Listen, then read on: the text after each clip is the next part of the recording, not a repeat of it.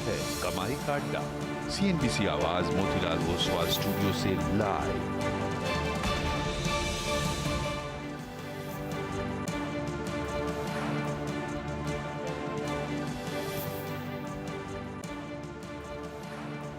नमस्कार, सीएनबीसी आवाज़ मोतीलाल ओसवाल स्टूडियो में आपका स्वागत है।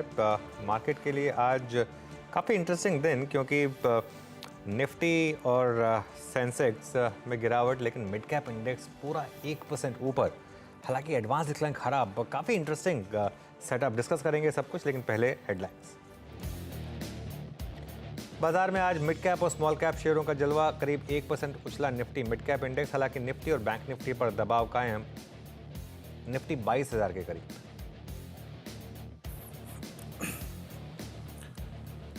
सरकारी रियल्टी और मेटल कंपनियों में खरीदारी का मूड कायम। निफ्टी के तीनों इंडेक्स आधा % से चढ़े, लेकिन मीडिया, आईटी, एफएमसीजी और ऑटो पर आज दबाव कायम। एनालिस्ट मीट के बाद इंडिगो पर बुलिश हुए ब्रोकरेजेस। 6% उछाल के साथ रिकॉर्ड ऊंचाई पर पहुंचा शेयर। यूबीएस ने कहा 2030 तक क्षमता हो जाएगी डबल। 4,000 के दिए लक्ष्य। जेफरीज ने भी रेटिंग बढ़ाई।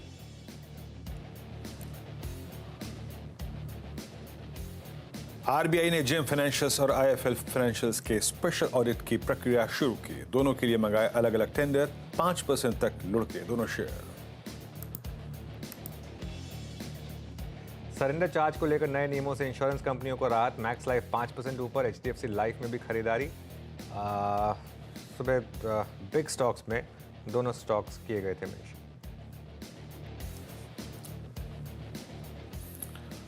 और डायग्नोस्टिक शेयरों में अच्छी खरीदारी। 2 से 5% तक भागे डॉक्टर लाल पैथलैब और मेट्रोपोलिस। कोटक सिक्योरिटीज के मुताबिक सेक्टर में शुरू हुआ प्राइस बढ़ने का क्रम।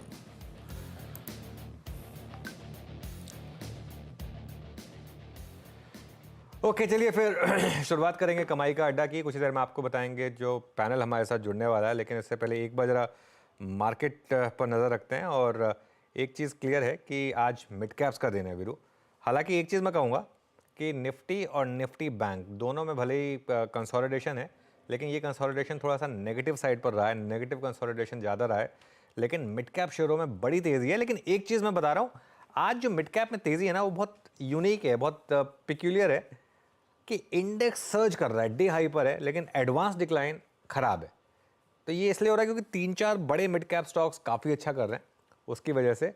लेकिन अदरवाइज काफ़ी इंटरेस्टिंग पैटर्न्स इस समय बिरू बनते हुए। जैम अनुज, गुड आफ्टरनून। अनुज, आज सुबह मैं इनफैक्ट अप्रोच समझ भी रहा था, सुन भी रहा था, और जिन लेवल्स की बात की गई थी वो बखूबी कायम अब तक रहे। बट अनुज, ये हफ्ता ऐसा है कि मात्र 3 सेशन, उसमें एक डेरिवेटिव एक्सपायरी, ऑप्शन बेस को इंडेक्सेस अभी रिस्पेक्ट दे रहे हैं। मार्केट बेट थोड़ी सी खराब होती हुई, लेकिन मिड कैप्स का चलना। इंडेक्स ट्रेडर को अब क्लोजिंग में इंडेक्सेस को कैसे अप्रोच करना चाहिए? एक एक करके लेते हैं। पहले निफ्टी और निफ्टी बैंक, क्या करें इस वक्त इंडेक्सेस पर? एक्सपायरी की बेहद नजदीक। अनुज बिल्कुल वीरू, देखिए एक चीज़ तो बहुत क्लियर है कि मार्केट में बॉटम बन चुका है। फीलिंग है कि बॉटम बन चुका है, लेकिन ऐसा भी नहीं है कि मार्केट एकदम से अपना प्रीवियस हाई निकालने को तैयार है। और ये हमारी बात भी हुई थी कि ये वैसे ही एक्सपायरी वीक है, तो ऑप्शन राइटर्स के जोन को दोनों तरफ मार्केट रिस्पेक्ट करेगा बीरू। और एक रेंज है, उस रेंज को मार्केट रिस्पेक्ट कर रहा है। आज सुबह हमने रेंज डिस्कस की थी 21,940 लोअर साइड पर, और करीब 22,100 22,150 अपर साइड पर, और निफ्टी उसी रेंज में घूम रहा है। ठीक है, अब कहने को ये ठीक है कि ये रेंज चल रही है। पैसा बना कि नहीं बना, मुझे लगता नहीं आज निफ्टी में किसी ने पैसा बनाया होगा। तो ये मतलब ठीक है, क्यूटनेस के लिए ठीक है कि चलिए ठीक है, निफ्टी रेंज में काम कर रहा है और उस रेंज को नहीं ब्रेक कर रहा है। पैसा बनाना टफ है इस मार्केट में। तो अगर आप बाय ऑन डिप्स कर रहे हैं, प्लस सेल ऑन रैली दोनों कर रहे हैं, और अगर एक छोटी रेंज के लिए अगर आप प्ले कर रहे हैं तो ठीक है, तो उस हिसाब से फिर भी ठीक है कि मार्केट में थोड़ा बहुत आपका पैसा बन जाएगा। लेकिन आपको अपना जो एक क्या कहते हैं उसको नज़रिया है, वो थोड़ा सा छोटा रखना पड़ेगा। मतलब बहुत ज़्यादा ये नहीं हुआ कि आपको 100-150 पॉइंट एक शॉट में मिलेंगे, ये वो वाली मार्केट नहीं है। बैंक निफ्टी की जहाँ तक बात है, बैंक निफ्टी में भी रेंज हमारी थी 46,500 550 की हमने बात की थी सपोर्ट पर, और करीब 46,800 की बात की थी हमने रेजिस्टेंस की। एग्जैक्टली उस रेंज को रिस्पेक्ट कर रहा है। 3 दिन से हो रहा है ये वीरू। अब देखिए ये क्या हो रहा है कि बैंक निफ्टी जैसा इंडेक्स 3 दिन से 300 पॉइंट की रेंज में ये लंबे टाइम तक चलेगा नहीं, कभी तो ब्रेक होगा। हो सकता है आज और कल एक दो और कंसोलिडेशन हो जाए, कल वीकली एक्सपायरी भी है बैंक निफ्टी की, मंथली एक्सपायरी भी है बैंक निफ्टी की, उसके बाद शायद एक मूव आ जाए, पॉसिबल है। लेकिन ज़्यादा अट्रैक्शन में लग रहा है कि इंडिविजुअल स्टॉक्स में मिल रहा है वीरू। और वहाँ इंडिविजुअल स्टॉक्स में एक चीज़ बहुत क्लियर है, अगर आपने ढंग का स्टॉक पकड़ लिया वो बहुत पैसा बना के दे रहा है आपको। हाँ, मैं आपका इशारा समझ रहा हूँ अनुज। अब इंडेक्स में बहुत कुछ नहीं बन रहा है, तो एक बात है अनुज, चाहे इंडेक्स नीचे आया हो, 50 डे को टेस्ट किया हो, नहीं किया हो, पुल बैक, अब हम एक्सपायरी वीक में उसकी कुछ कंपल्शंस होती हैं, पर अगर आपने एक अच्छा स्टॉक पिक कर लिया और उस पर थोड़ा सा रिस्क एलिमेंट जोड़ के आप बैठे रहे, आज इंडिगो को देखिए अनुज, 5.25% ऊपर। अक्सर हम बात करते हैं ट्रेवल की, अपने ही एग्जाम्पल देते थे, मुझे याद है लगभग अभी इस दौर में अनुज 2800 रुपए से बात कर रहे हैं। हाँ। आज 3400 रुपए, क्लियर कट विनर है। 100% वीरो। देखिए आपको याद होगा जब ये वीक था तब भी हमने बात की थी कि ब्लॉक डील का एक इशू बन रहा है, यहाँ पर डाउन साइड 2800 के, अप साइड 4000 तक की ओपन हो रही है। और देखिए आज सुबह मैंने ना इसको बिग स्टॉक्स में इसलिए नहीं लिया क्योंकि मैं इतनी बार इंडिगो डिस्कस कर चुका हूँ, मुझे लग रहा था कहीं लोगों को ये ना लगे कि मैं कोई स्पेशल मेरा प्यार है इंडिगो के लिए, इसके लिए मैंने आज इसको थोड़ा सा अवॉइड कर दिया था। लेकिन हमारे व्यूअर्स जानते हैं कि मेरा इंडिगो पर क्या व्यू रहा है, और मेरा तो एक ये व्यू रहा है कि कोर पोर्टफोलियो स्टॉक होना चाहिए आपका। इकलौता एविएशन स्टॉक है जिसको आप कोर पोर्टफोलियो में रख सकते हैं world wide, forget about India. और एक केस स्टडी है ये कि कैसे इंडियन एविएशन में एक कंपनी ने ना सिर्फ पैसा बनाया बल्कि इतना पैसा बनाया। मैं इसका आपको एक और एग्जांपल दे रहा था, इसका अगर आप सिर्फ फूड्स एंड बेवरेजेस बिजनेस उसको अगर आप अलग से लिस्ट कर देना तो वो कई हमारे जो रेस्टोरेंट कंपनियां हैं, कई जो फूड कंपनियां हैं, कई क्यूएसआर कंपनियां, उनसे ज़्यादा प्रॉफिटेबल है इनका सिर्फ वो फूड एंड बेवरेजेस बिजनेस। और होगा भी अगर आप प्लेन में बैठे हैं और अगर आपको 200 रुपये का सैंडविच मिल रहा है तो आप वही लेंगे ना, मैगी 200 रुपये की मिल रही है तो वही लेंगे, और क्या करेंगे आप। तो फ्रंट रो पे जैसे 1000 से 2000 रुपये, ये सब चीज़ें जो हैं, आप उतरने से पहले आपका प्लेन तैयार होता है अगली फ्लाइट के लिए। तो ये क्लियरली इन्होंने जो चीज़ करी थी, और एक ऐसी स्पेस जहाँ पर या तो आप लॉस मेकिंग होंगे या आप बहुत ज़्यादा प्रॉफिट कमाएंगे। तो इंडिगो ने वो अचीव किया कि बहुत ज़्यादा प्रॉफिट कमा रहे हैं इंडिगो, और इसके लिए तो अगेन ये वो वाली कैटेगरी है वीरू जिसमें मैं हमेशा कहा था कि इनको आपको नहीं छेड़ना है। एक और स्टॉक बताता हूँ मैं आपको, जो एक इसमें रिसेंट एग्जांपल रहा है, ओरेकल फाइनेंशियल लेकर आई है। अब आप ये हमने आई थिंक 3 दिन के लंबे वीकेंड से जाने से पहले भी बात की थी।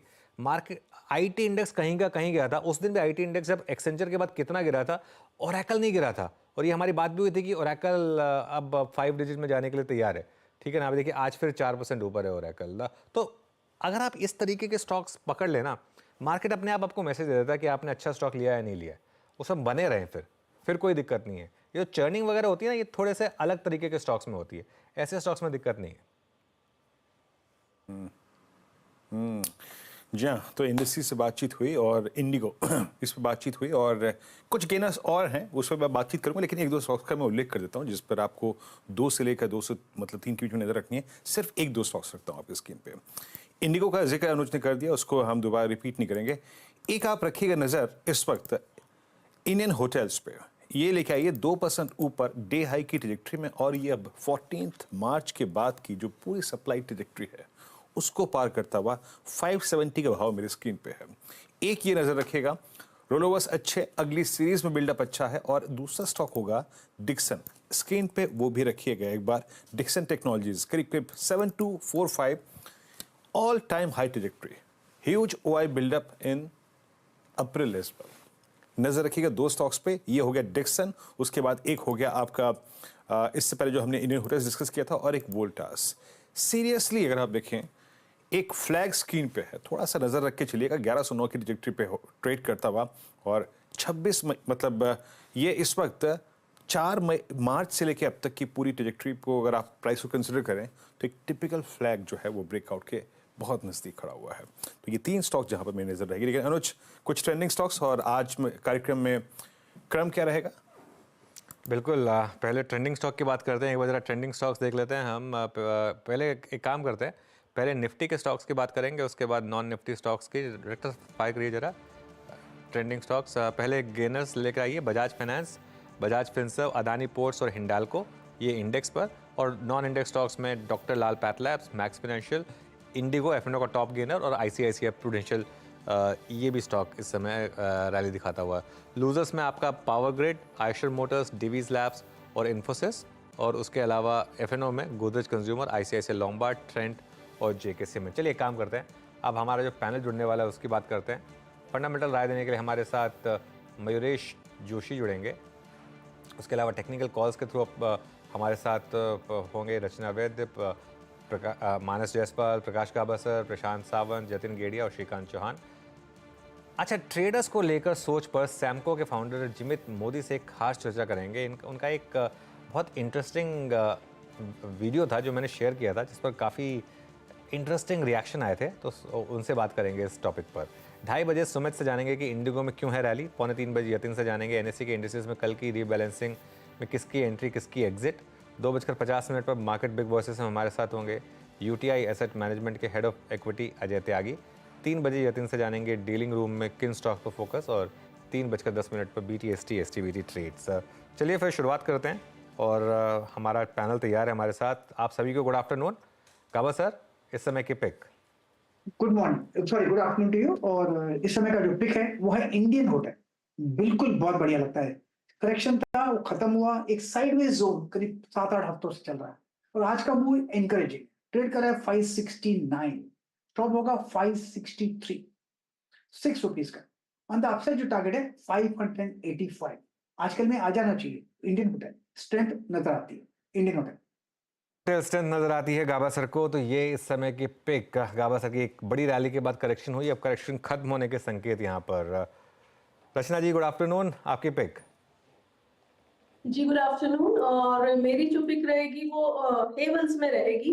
हेवल्स ने आज एक इम्पोर्टेंट सपोर्ट लेवल 1480 को डिफेंड करा है, और बहुत दिनों की गिरावट के बाद जो फॉलिंग डाउन ट्रेंड लाइन थी उसमें से निकलने की कोशिश में लगा हुआ है, और लग ऐसा रहा है कि वो फॉलिंग ट्रेंड लाइन के ऊपर ही इसकी क्लोजिंग आएगी आज के दिन में, तो that would be a turn. And उस हिसाब से अगर हम यहाँ पे अप्रैल फ्यूचर्स को हेवल्स के लॉन्ग करेंगे तो हम ऐसे लगाएंगे 1480 पे, और ऊपर वाली साइड पे हमारा टारगेट होगा 1550 एंड 1580।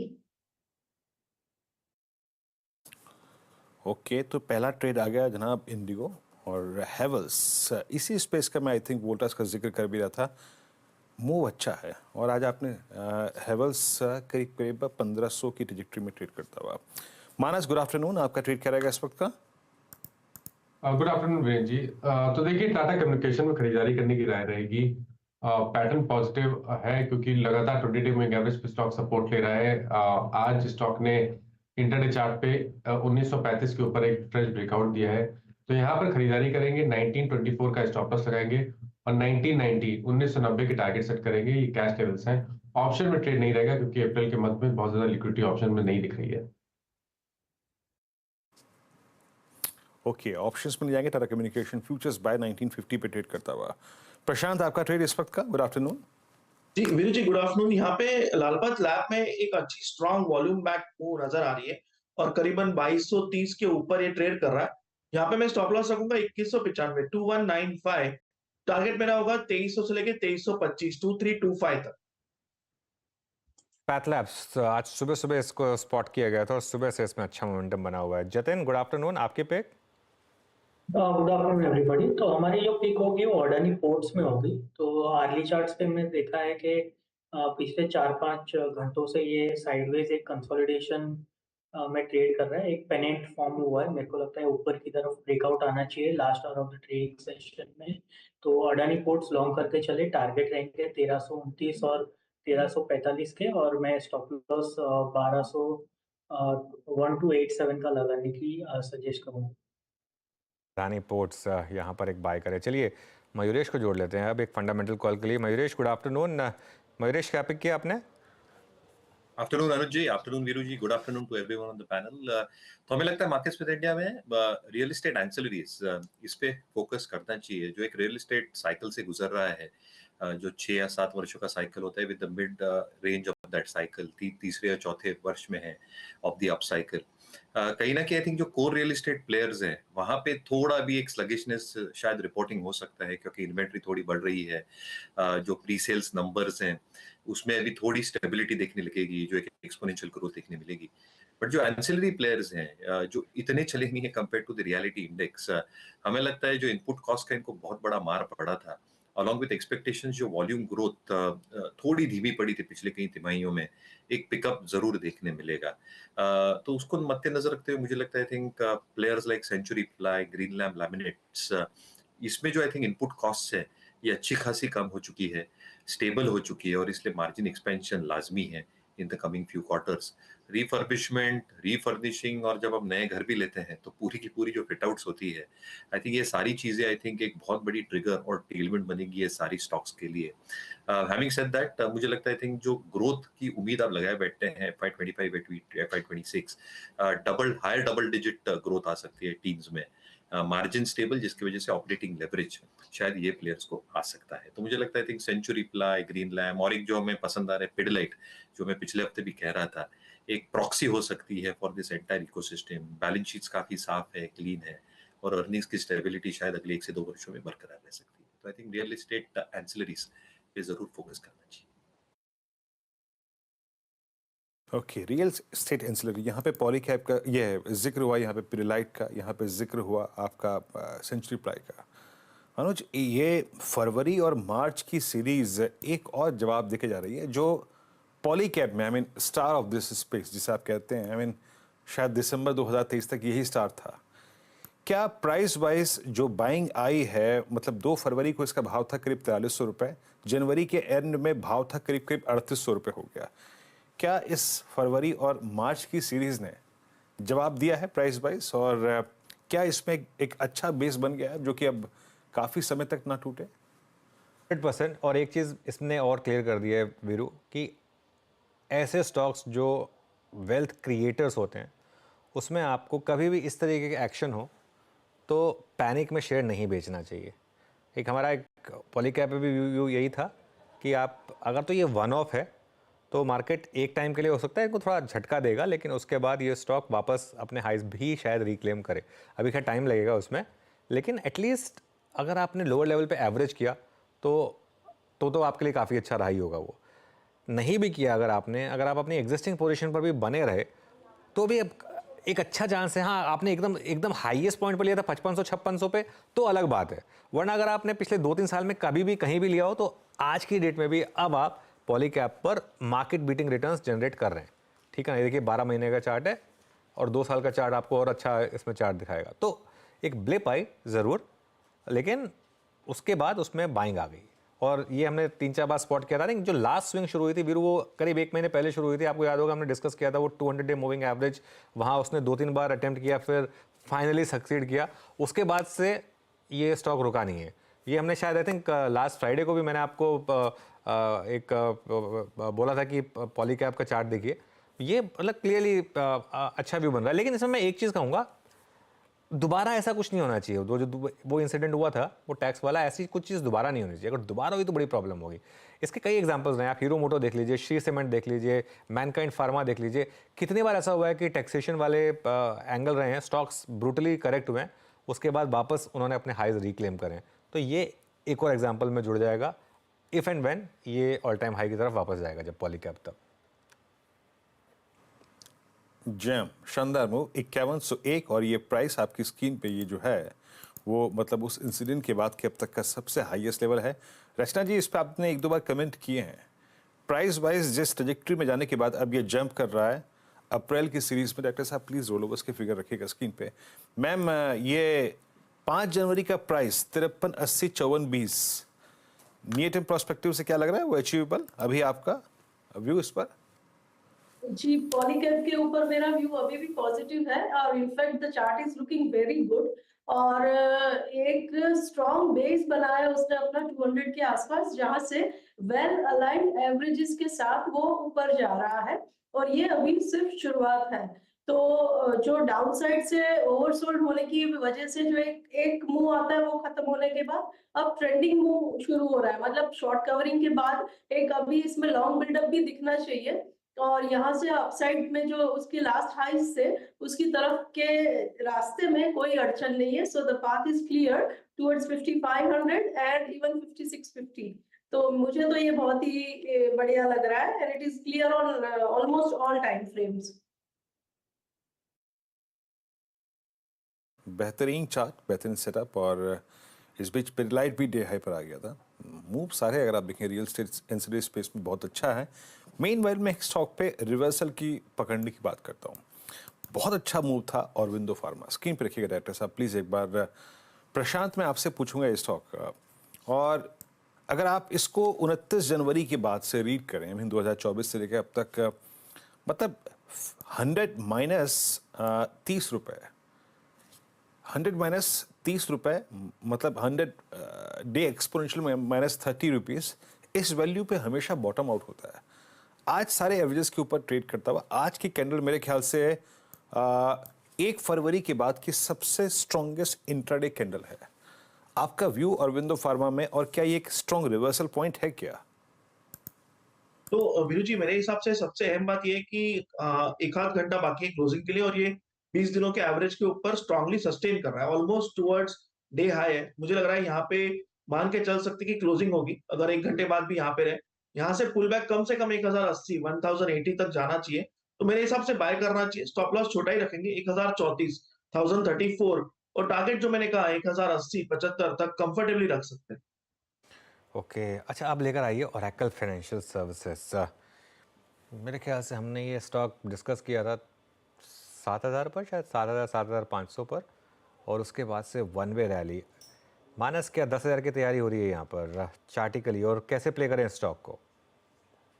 बिल्कुल देखिए, ऐसा लग रहा है कि अब ये 10,000 की तरफ जाने की कोशिश कर रहा है, क्योंकि पिछले 3 हफ्ते से हम कंसोलिडेशन देख रहे थे। आज के मूव को तो मैं एक ब्रेकआउट मूव की तरह ही कंसीडर करूंगा, क्योंकि प्राइस ब्रेकआउट है, वॉल्यूम्स काफी बेहतर लग रहे हैं।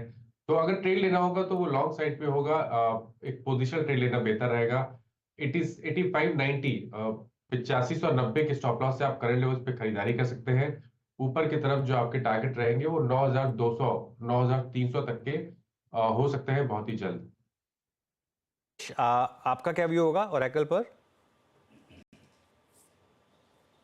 अनुज जी मेरे लिए? हाँ, आपके लिए fundamentally. Sorry, I couldn't handle. Product platform service doing well. अगर आप numbers की एक comparison करें with other players within the same sphere, I think the performance has been relatively better. Management commentary इनकी जो parent की है, ये भी I think ठीक ठाक रही है। तो I think जो headwinds शायद काफी IT companies face कर रही हैं in terms of order book, in terms of execution, in terms of pricing, शायद Oracle के books पे वो इतना एविडेंट और प्रोमिनेंट नहीं है ये तीनों एस्पेक्ट्स में, और इसलिए मान के चल सकते हैं जो कंसेंसस है कि जो रेवेन्यू ग्रोथ है कांस्टेंट करेंसी और डॉलर टर्म्स में ये ठीक ठाक रहनी चाहिए। Order flow should keep on flowing at good margins for the platform based businesses that they have got, और इसकी वजह से आई थिंक जो एक अर्निंग्स का एक ट्रेजेक्ट्री है ये शायद मेंटेन हो, जो थोड़ा सब सस्पेक्ट है in terms of other top tier IT companies at least for the next 2 quarters. तो मुझे लगता है आई थिंक ये सारी चीजें और फैक्टर्स टेलविंड्स उभर के आ रही है ओएफएसएस के। ओरेकल फाइनेंशियल्स करीब करीब 8798, और जो अनुज बात कर रहे थे ना जिस पॉइंट की जिस पर हमने डिस्कशन किया था अनुज, वो पॉइंट था 7245 रुपये। मुझे अच्छी तरीके से याद है उस दिन हम बात जब कर रहे थे तो वो एक फ्लैग का ब्रेकआउट था, और वो फर्स्ट वीक ऑफ फेब की बात थी। तो 7200 से अगर आप देखें तो ऑलमोस्ट 8800 1600 रुपये का मूव आ चुका है। मीन वाइल मेरे स्क्रीन पे 1-2 चीज़ें और हो रही हैं, और वो है अभी स्विंग, इंट्राडे स्विंग मैं बात कर रहा हूँ। BEL लेके आइएगा टिक बाय टिक चार्ट, BEL टिक बाय टिक चार्ट लेके आइएगा 200 रुपये डे हाई अब ऑल मूविंग एवरेजेस। उसके बाद एक बार लेके आइएगा आप HL टिक बाय टिक डे हाई। रचना जी, दोनों में से किसी ट्रेड को स्पॉट करना चाहेंगी? मेरे ख्याल से रीजनेबल पॉइंट पे BEL भी है, very close to I think averages. आप इंट्राडे के लिए क्लोजिंग के लिए कुछ पिक करेंगे? जी, अगर BEL और HL दोनों को ही देखा जाए चार्ट वाइज, तो HL में प्राइस जो है वो पूरे दिन मोस्टली साइडवेज रहा है after the morning first upswing, and अब वहां से उस कंसोलिडेशन में से निकलने की कोशिश में लगा हुआ है। अगर ये 3290 क्रॉस कर जाएगा तो यहाँ पे भी मोमेंटम में इंक्रीमेंट आएगा which will make it attractive for another 100 rupees of a move. तो HL उस हिसाब से सही है अगर ये 3290 क्रॉस करता है तो, एंड ओनली तो। और जहां तक BEL की बात है तो BEL में जो प्राइस स्ट्रक्चर दिखा रहा है वो ये है कि यहाँ पे प्राइस फिलहाल एक अपस्विंग की तैयारी जरूर कर रही है, लेकिन ऊपर वाली साइड पे एक 20 पीरियड एवरेज का और एक दूसरा भी रेजिस्टेंस है, तो दोनों को साथ में निकाल पाना would be a little difficult. तो comparatively HAL would be my preference. BAL currently अच्छा लग रहा है, पिछले 3-4 दिन की मूवमेंट भी अच्छी रही है, पर 203 और 205 के बीच में एक रेजिस्टेंस है जो इतनी आसानी से नहीं निकलेगा शायद। जी हाँ, HAL BL में दोनों में इंटरडे में स्विंग अच्छा आ रहा है। अच्छा, मैं एक स्टॉक अनुज और दिख रहा था जिस पे हमने काफ़ी बार बात की, डिप इसमें भी एक रीजनेबल था, और I think travel tourism, airports का विस्तार और बढ़ती फ्लाइट्स की संख्या, इसका एक एडवांटेज हमने इंडिगो को दिया था और GMR एयरपोर्ट्स को भी दिया था। उस वक्त हमने 95 तक का ये मूव खेला था, करीब 60 से। इसमें भी लिक्विडेशन काफ़ी हुआ अनुज, लेकिन अब एक रीजनेबल पॉइंट पे 80 पे आके स्टेबलाइज हो गया है। इसको बाजार ये भी वो डिफरेंशियल बाजार प्ले करने की कोशिश करेगा, मतलब जितना मूव इंडिगो में आया उसका एटलीस्ट 20-30% इस प्राइस से GMR में। देखिए, है GMR भी अच्छा स्टॉक, उस लेवल का क्लीन मूव नहीं है जो इंडिगो में।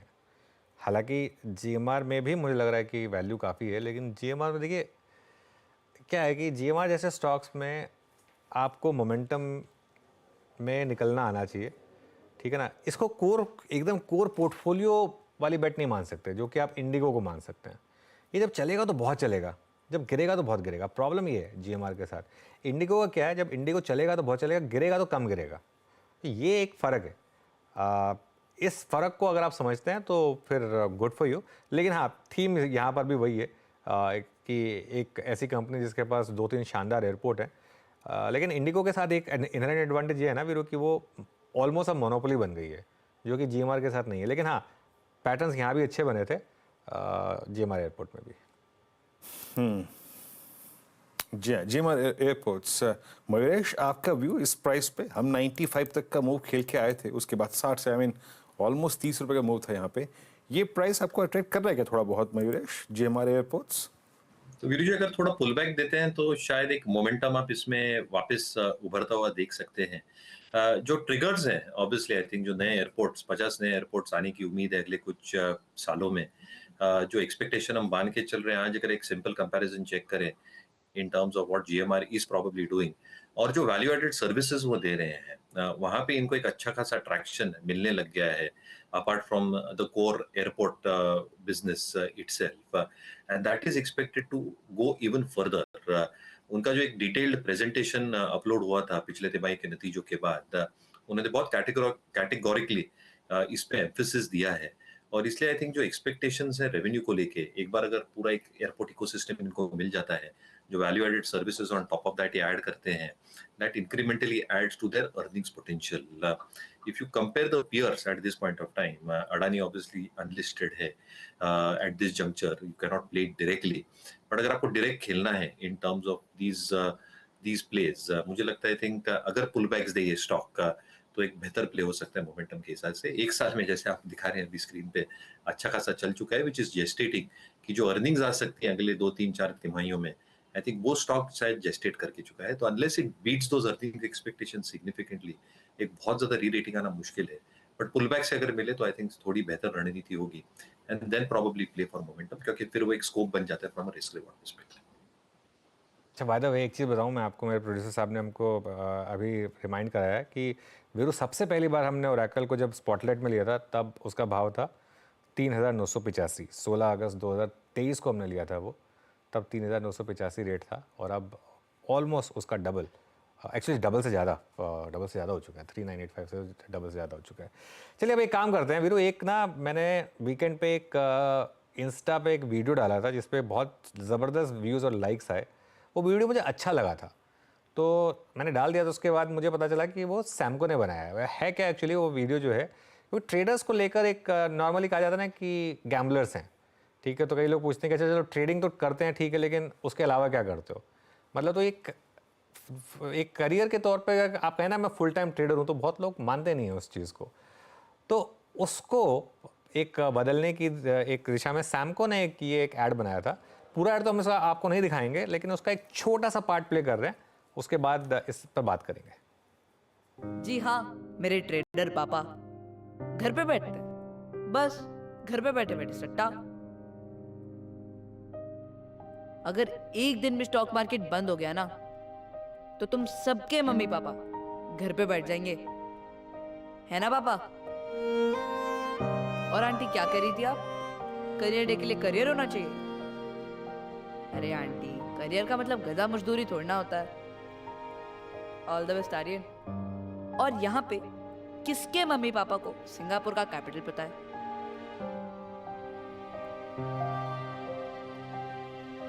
Thought as much. मेरे पापा को उधर का ग्रॉस डोमेस्टिक कैपिटल भी पता है। आप जिसको सट्टा बोलते हो ना, वो सट्टा नहीं है। उनको इतना कॉम्प्लिकेटेड एनालिसिस और मैथ्स आता है ना कि जर्ना मैम की बची कुछ रिस्पेक्ट वो भी चली जाए। A stock trader has the courage to go against the herd. He is not scared of taking risks because they are calculated risks. He doesn't slog for someone else's dreams. He earns by himself for himself. Himself ही है। Cause मुझे तो कुछ देते नहीं। तो सोच लो, जो सोचना है ट्रेडर्स के बारे में, वो तो मस्त घर बैठे बैठे आप ही की कंपनी से आपसे ज्यादा कमा रहे हैं। तो कैसे नहीं, लॉजिक से। क्योंकि ट्रेडिंग सट्टा नहीं, साइंस है। और बाय द वे, सिंगापुर का कैपिटल सिंगापुर ही है।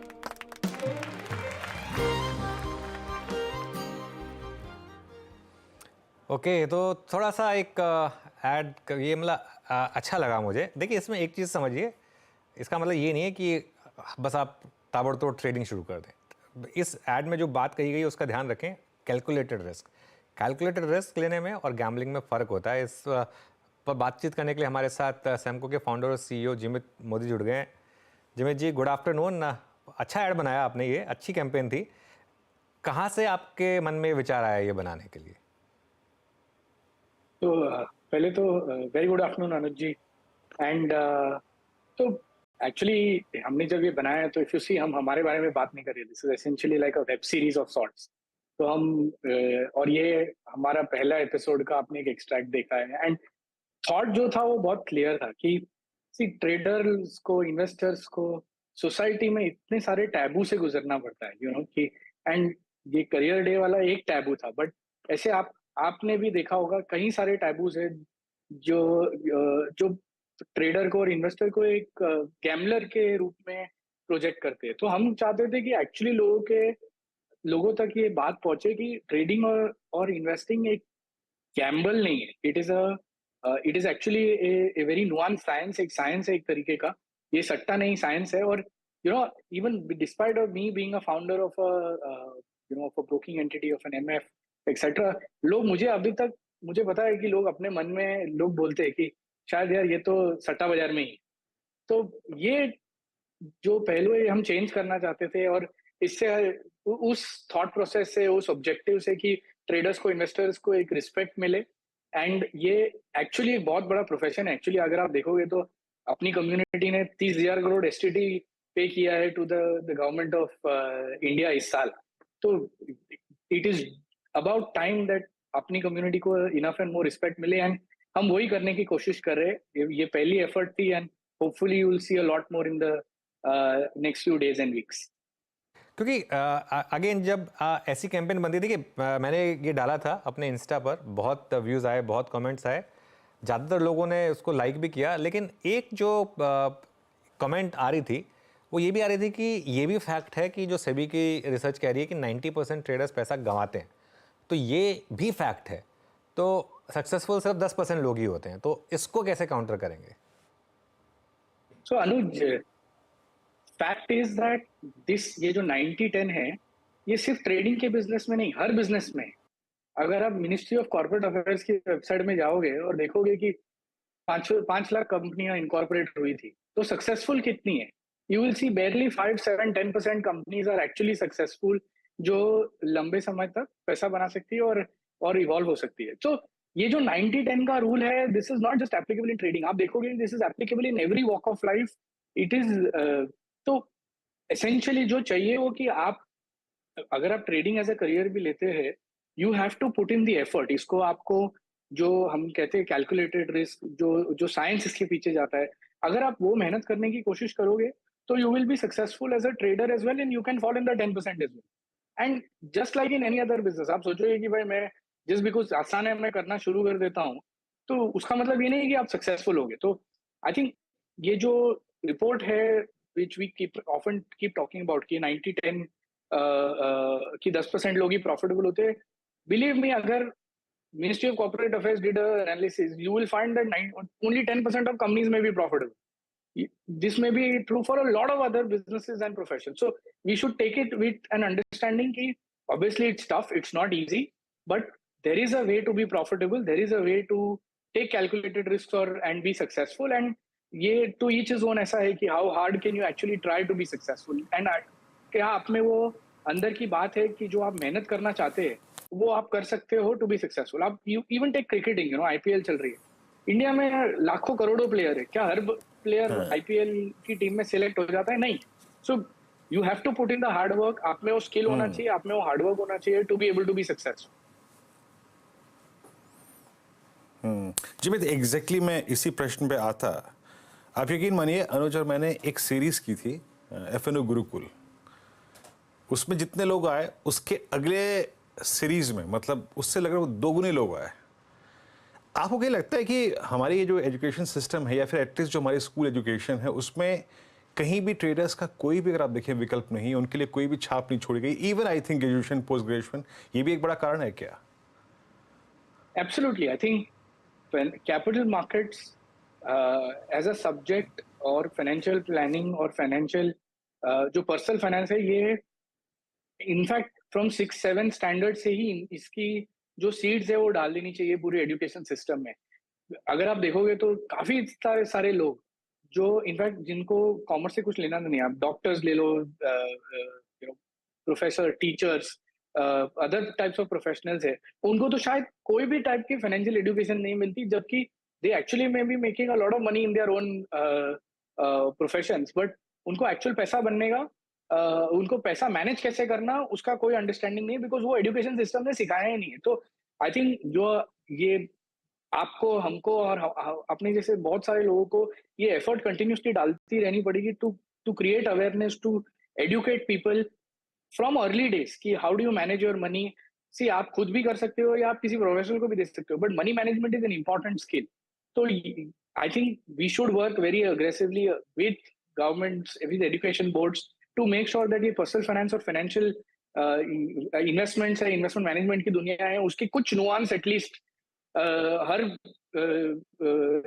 बंदे को मिले through the education system itself, ताकि by the time आप 20-21 साल की उम्र तक पहुंचो तो आपको पता चले कि अगले 40 साल जब आप पैसे कमाओगे आप उसको how will you let the money also grow by itself. So ये education system को hopefully change होना पड़ेगा.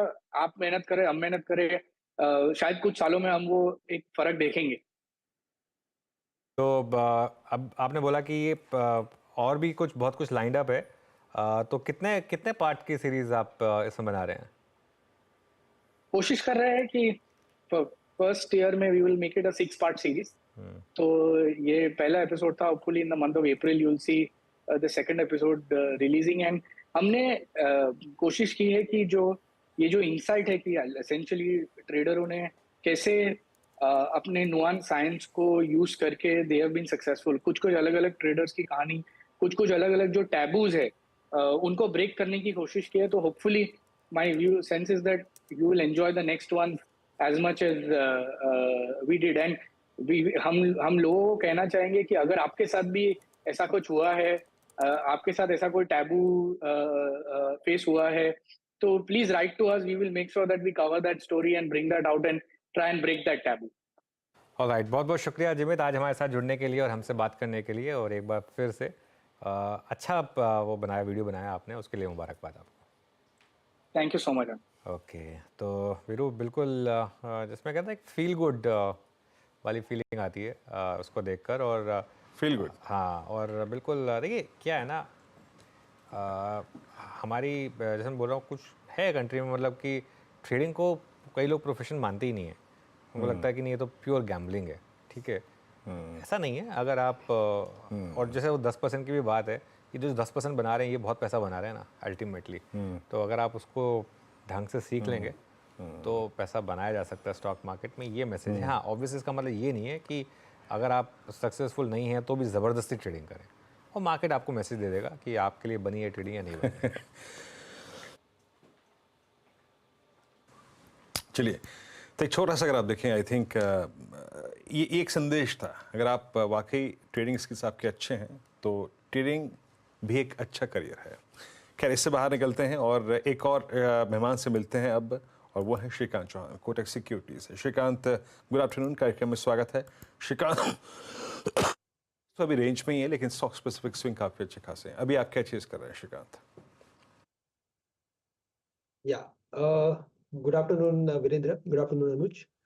तो देखिए, मुझे लग रहा है कि इन लेवल्स पे टाटा कम्युनिकेशंस पे फोकस किया जा सकता है। स्टॉक 1949 1950 के करीब ट्रेड कर रहा है। करेक्टिव पैटर्न के बाद एक ट्रायंगल फॉर्म हुआ है और इस ट्रायंगल पैटर्न के बेसिस पे मुझे लगता है कि ये स्टॉक कम से कम यहाँ से वापस से एक बार 2020-2030 के लेवल्स दिखा सकता है। तो करंट लेवल से टाटा कम्युनिकेशंस को लॉन्ग करें जो 1950 के करीब ट्रेड कर रहा है। स्टॉप लॉस यहाँ पे हमें रखना पड़ेगा 1910 रुपए का। तो टाटा कम्युनिकेशंस को करंट लेवल से लॉन्ग कर लेना चाहिए। ओके, टाटा कम्युनिकेशंस को लॉन्ग करना चाहिए, ये हो गई इस समय श्रीकांत के पिक। चलिए आगे चलते हैं। अब इंटरग्लोब एविएशन 5% की तेज़ी के साथ लाइफ टाइम हाई पर। यूबीएस ने 4000 का टारगेट दिया है। क्यों है ये टारगेट और ऐसा क्या कहा इंडिगो ने एनालिस्ट मीट में, ये जानने के लिए सुमित के पास चलते हैं। Sumit, good afternoon. Good afternoon. देखिए, इंडिगो में एक पहला डेवलपमेंट तो अपने नए ऑल टाइम हाई पर है। 1.25 लाख करोड़ के पार मार्केट कैप अब पहुंचते हुए दिखाई पड़ रही है। एनालिस्ट मीट थी और एनालिस्ट मीट के बाद कई सारे डेवलपमेंट्स आते हुए दिखाई पड़े। पहले तो जो ब्रोकरेज हाउस की रिपोर्ट है वहां से शुरुआत करता हूं। यूबीएस की तरफ से एक रिपोर्ट आई है, खरीदारी की राय है, 4000 रुपये के टारगेट दिए और टारगेट्स जो है वो 3900 से बढ़ाकर 4000 के आसपास किए गए हैं। उनका ये मानना है कि कंपनी एफआई अगले 6 साल में मेजरली करीब 15% के आसपास की IMX CAGR लेकर चल सकती है और इंटरनेशनल रूट्स पे जिस तरह कंपनी एक्सपेंशन है वो कंपनी के लिए काफ़ी हद तक कारगर रहेगा। और भारत में भी जो फॉरेन टूरिस्ट का अराइवल है वो तो है ही, और डोमेस्टिक टूरिज्म जो है वो भी बहुत तेज़ी से बढ़ा है, तो वो कंपनी के लिए एक बड़े टेलविंड के तौर पे कामकाज कर रहा है। एक अच्छी डिमांड नॉन मेट्रो साइड से आते हुए दिखाई पड़ रही है जो कि अब नंबर्स में रिफ्लेक्ट हो रही है, और साथ ही साथ एक अच्छी इंडस्ट्री ग्रोथ भी है। तो ये एक पार्ट तो यूबीएस की तरफ से आया है। एनालिस्ट मीट थी, उन्होंने उसमें भी ये बात मेंशन की कि कैलेंडर ईयर 30 तक यानी कि अगले 6 सालों में जो कैपेसिटीज़ हैं वो रफली दुगनी करने की बातचीत है और नए प्लेन नए रूट्स के अंदर भी ऐड होते हुए दिखाई पड़ेंगे। साथ ही साथ FY25 में हर हफ्ते एक नया प्लेन जोड़ने की बातचीत भी कंपनी ने की है। तो इस तरह से रफली 50+ प्लेन्स जो हैं वो यहाँ पे जोड़ते हुए दिखाई पड़ेंगे और एक अच्छे ग्रोथ की बातचीत वो आने वाले समय में खासतौर से नोएडा और नवी मुंबई एयरपोर्ट जैसे से ऐड होगा वो कंपनी के लिए एक अच्छे एवेन्यूज़ खोलता हुआ दिखाई पड़ेगा। तो ओवरऑल एक अच्छी ग्रोथ की बातचीत है। इवन जेफरीज की तरफ से भी एक रिपोर्ट है, उन्होंने भी अंडर परफॉर्म से बढ़ा के होल्ड की रेटिंग दी है और यील्ड के 2% के आसपास बढ़ने की बातचीत उन्होंने की है। इबिटा अनुमान भी करीब 14 से लेकर 16% के आसपास बढ़ाया गया है। तो तमाम ब्रोकरेज हाउसेज ने इस एनालिस्ट मीट के बाद से एक अच्छे अपग्रेड दिए हैं और शायद उसी का रिएक्शन है कि इंडिगो आज करीब 6% की तेजी के साथ अपने ऑल टाइम हाइस पे कामकाज कर रहा है। बिल्कुल सुमित, बहुत बहुत शुक्रिया। ऑल टाइम हाई पर इंटरग्लोब एविएशन। मयूरेश, क्या भी होगा यहाँ से? क्या 4000 के टारगेट लग रहा है आपको बहुत जल्दी आएंगे? पॉसिबल है और सबसे बड़ा सेंसिटिविटी फैक्टर एविएशन कंपनीज के लिए including Indigo is crude pricing, और क्रूड प्राइसिंग कैसे बिहेव होनी चाहिए। लग ऐसे रहा है कि क्रूड प्राइसिंग शायद एक रेंज में फंसी हुई रहेगी, और क्योंकि crude prices almost 45 to 48% of the overall input cost रहती है, of the overall operating cost structure airline companies के लिए, अगर ये रेंज में रहती है तो कहीं ना कहीं आई थिंक मार्जिन्स पे एक पॉजिटिव प्रभाव पड़ता है। दूसरा, जैसे सुमित राइटफुली कह रहे थे, जो नए एयरपोर्ट्स आ सकते हैं और जो एग्जिस्टिंग राउट्स है along with expectations of international routes की मार्जिन्स काफी अच्छी होती है, और इसके वजह से आई थिंक जो ट्रिगर्स रह सकते हैं with more airports opening up in the next few years, जो फ्लीट साइज में एडिशन हो सकती है और जो एक्सपेक्टेशन हम मान के चल सकते हैं, even if competition probably comes through, competition जैसे एयर इंडिया के पास फ्लीट एडिशन आ सकती है, you are probably looking at even Vistara probably adding a lot of airlines and some revival in terms of Spice, in terms of the overall fleet. But overall, even in lieu of competition, I think अच्छी खासी I think एक scope है business expansion के लिए, और ये सारे triggers शायद stock में completely play out हुए नहीं है जो tailwinds करके बन सकते हैं। तो मुझे लगता है crude staying in a range, margin expansion, expectations in terms of very solid number, जब तक competition के पूरे planes या fleet आती नहीं है, ये इंडिगो के आई थिंक अर्निंग्स को सहारा देंगे। तो बिल्कुल आई थिंक मोमेंटम बिल्कुल मुमकिन है इंडिगो के स्टॉक। बिल्कुल। गाबा सर, टेक्निकली कैसा लग रहा है स्टॉक? क्या नेक्स्ट टारगेट्स होंगे यहाँ पर? बहुत ही बढ़िया लग रहा है इंडिगो। इनफैक्ट जो चार्ट है उसके हिसाब से लगता है जो मूव मिला है ये 3482 पर ट्रेड कर रहा है। नॉर्मल 3501 तो अभी पार कर लेगा, लेकिन जो अगर हायर टाइम फ्रेम चार्ट देखूं तो यहाँ पर एक रनिंग करेक्शन होता है। ये मतलब इस हफ्ते रुकने वाला नहीं है, ये नेक्स्ट 2 या 3 हफ्तों में मिलने चाहिए। पर 3800 से 4000 ये एक जोन है, वहां तक जाना चाहिए। जो ब्रेकआउट मिला है इसे breakaway gap with running correction, अच्छी है थी। स्टॉप लगाना चाहिए 3420, ट्रेड लॉन्ग इंडिगो। इंडिगो आपकी स्क्रीन पे करीब करीब 5.83% ऊपर, अब 3485 ये इसका करियर का अब तक का सर्वोच्च स्तर। मैं 4 का चौका का क्रम जो है वो आपको बताता हूँ एक बार कि किस किस क्रम में आज हम कौन कौन से ट्रेड्स लेंगे, क्योंकि कुछ देर में लगभग 2 मिनट बाद ही ट्रेड्स शुरू करेंगे हम। मानस जी के सौजन्य से आएगा आज का सस्ता ऑप्शन, और उसके बाद मतलब सस्ता ऑप्शन ट्रेड के बाद श्रीकांत चौहान जी के सौजन्य से आएगा आज का फिर सुपरस्टार चार्ट का चमत्कार प्रशांत सावंत जी बताएंगे आज, और साथ ही साथ मिड कैप फंडा मयूरेश जोशी। मतलब लगभग 2 मिनट के अंतराल के बाद हम इस पर आएंगे। लेकिन एक बार आप सिर्फ हिंद कॉपर लेके आइए। मेरे ख्याल से ये डेरिवेटिव बैन में ना हो कहीं।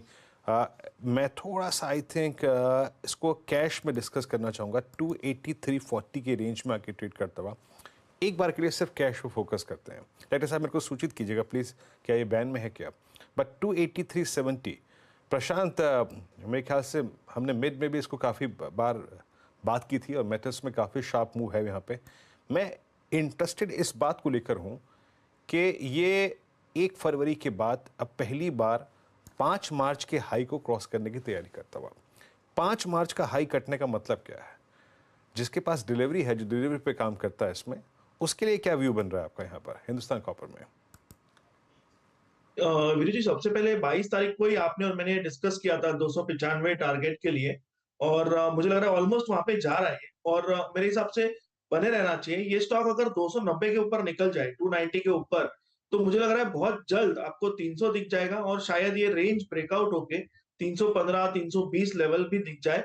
बस एक चीज की कमी नजर आ रही है, वो है वॉल्यूम्स। अगर वॉल्यूम्स पिकअप होना शुरू हो जाए तो शायद ये लेवल्स बहुत जल्द नजर आ सकते हैं। तो फिलहाल जो स्टॉप लॉस रखना होगा वो 275 275 स्पॉट, इसको स्ट्रिक्टली फॉलो कीजिए और इसको अपसाइड कैप मत कीजिए, ट्रेल करते रहिए। ओके, हिंदुस्तान कॉपर बैन में नहीं है वैसे भी रुई है, तो एफएनओ में भी ले सकते हैं आप ट्रेड को। चलिए अब एक काम करते हैं, 4 का चौका की शुरुआत करते हैं। मानस, सबसे पहले आपका सस्ता ऑप्शन ट्रेड। तो देखिए, सस्ता ऑप्शन के लिए ऑरो फार्मा के ऑप्शन में खरीदारी करने की राय रहेगी। एक ही दिन में ऑरो फार्मा ने आज 10, 20 और 50 डे मूविंग एवरेज को रिगेन किया है। थोड़े बेहतर वॉल्यूम्स भी देखने को मिल रहे हैं और यहाँ पर 980 एक स्ट्रॉन्ग सपोर्ट की तरह दिखने लगा है। तो ऑरो फार्मा के ऑप्शन में 1060 के कॉल ऑप्शन में अप्रैल मंथ वाले 1060 के कॉल ऑप्शन में खरीदारी करने की राय रहेगी।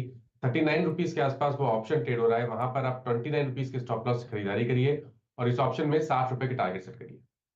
ओके, औरोबिंदो फार्मा का अप्रैल 1060 का कॉल ऑप्शन लेना है आपको। ये होगी मानस के पिक। श्रीकांत, आपने क्या पिक किया एफएनओ सुपरस्टार में?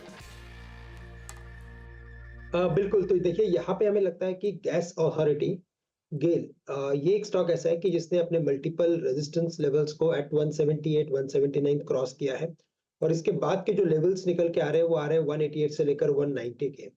तो करंट लेवल से मुझे लगता है कि आने वाले 1-2 दिन में यहाँ पे अच्छी तेजी बन सकती है, एक पोजिशनल ट्रेड बिल्कुल लिया जा सकता है। तो 181 के करीब इसे लॉन्ग करें, स्टॉप लॉस यहाँ पे रखें एट 178 का, और टारगेट्स नजर आते हैं 190 के। ओके, गेल 180 पर आपका ये बाय ट्रेड है। अगला ट्रेड पिक करते हैं, चार्ट का चमत्कार प्रशांत जी के सोचने से आएगा। प्रशांत, क्या पिक कर रहे हैं आप?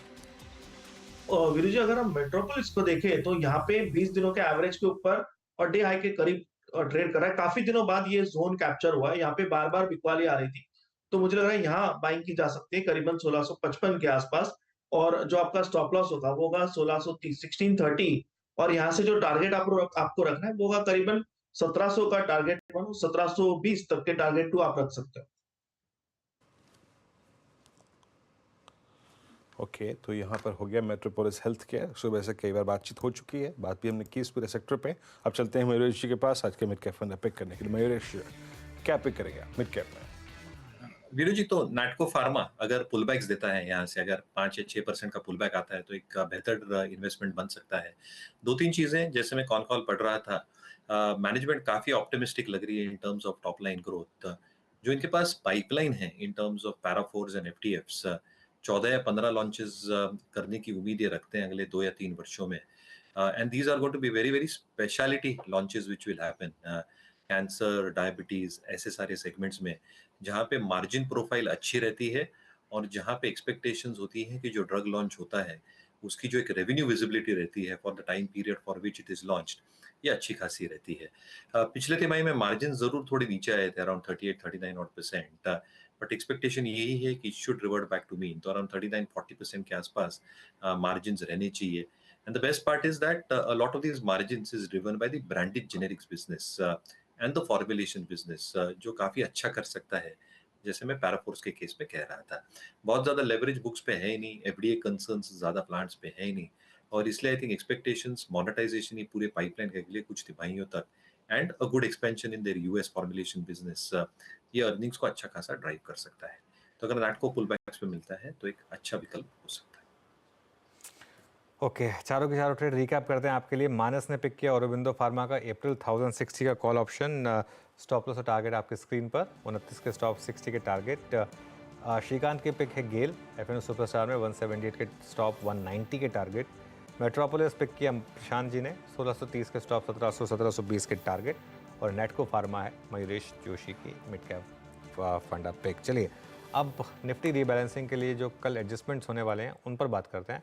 यतिन से जानते हैं कि किन स्टॉक्स पर नजर रखेंगे। Yatin, good afternoon. Good afternoon. और अगले 2 दिन काफ़ी इंपॉर्टेंट है मार्केट्स के लिए, क्योंकि रीबैलेंसिंग होती है, एनएवी मैनेजमेंट होती है। तो अगले 2 दिन में आपको बहुत सारे चेंजेस होते हुए दिखाई देंगे, चाहे वो जीपीएस, सीईटीएफ हो, निफ्टी बैंक हो, निफ्टी हो।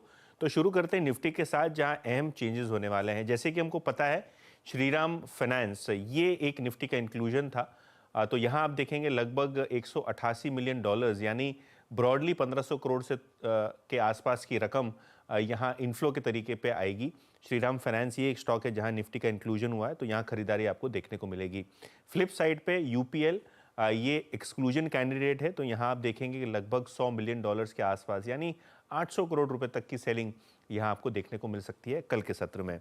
ऑब्वियसली निफ्टी बैंक की भी रीबैलेंसिंग होने वाली है, लेकिन यहाँ कोई इंक्लूजन एक्सक्लूजन नहीं हुआ, यहाँ वेटेज चेंज होता हुआ आपको दिखाई पड़ेगा। सबसे पहले एचडीएफसी बैंक, जहाँ आपको लगभग 1000 करोड़ रुपए के आसपास की बाइंग देखने को मिलेगी निफ्टी रीबैलेंसिंग के चलते।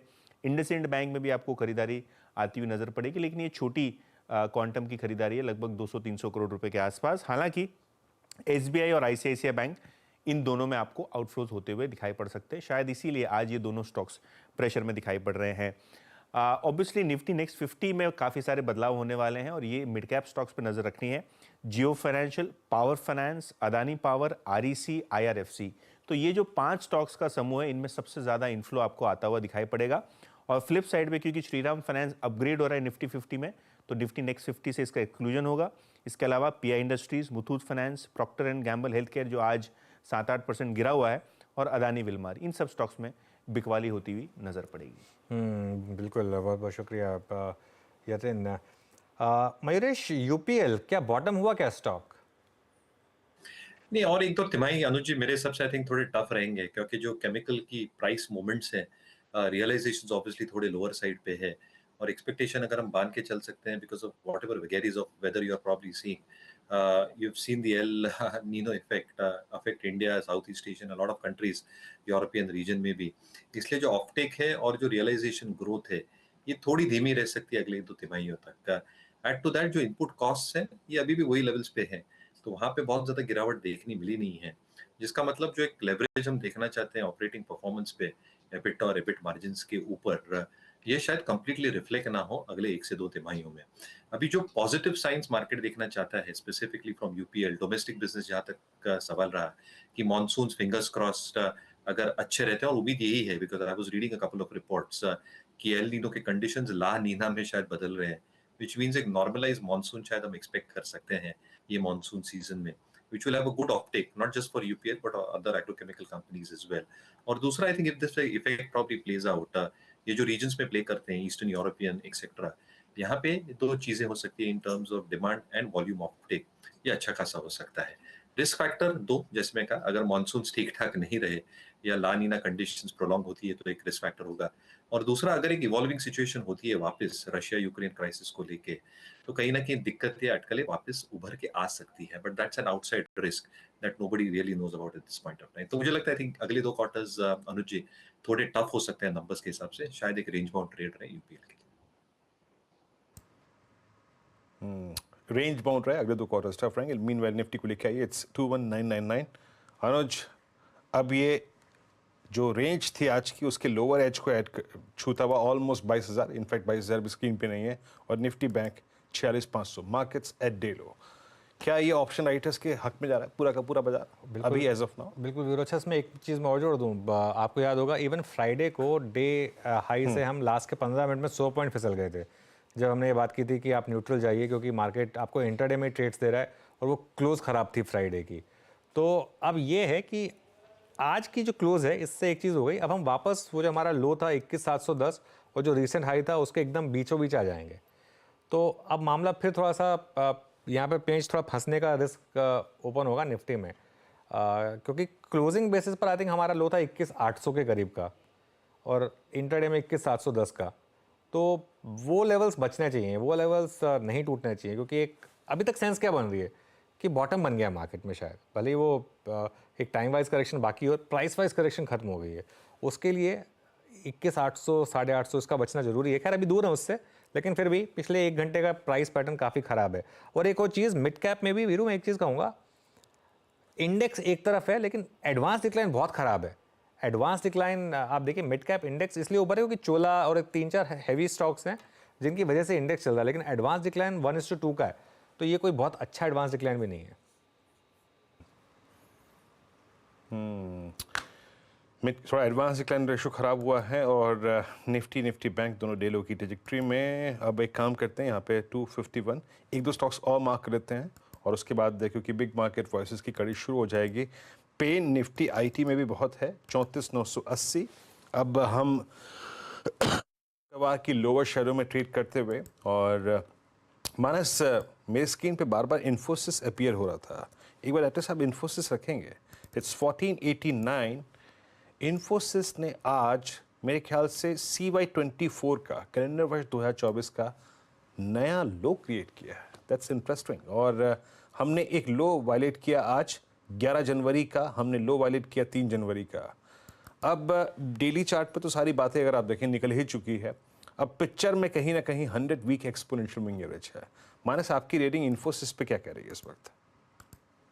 देखिए यहाँ पर तो पहले से ही ट्रेंड वीक है, लोअर टॉप लोअर बॉटम का ट्रेंड बना हुआ था। कल जो लास्ट सेशन था उसमें स्टॉक ने 200 डे मूविंग एवरेज के नीचे की क्लोजिंग थी, तो आई थिंक जो लोअर टॉप लोअर बॉटम्स का ट्रेंड है ये कंटिन्यू हो सकता है। जनवरी के लोज ब्रीच हुए हैं, तो आप उम्मीद कर सकते हैं कि अब आपको 1425 तक के स्तर जल्द देखने को मिल जाएंगे।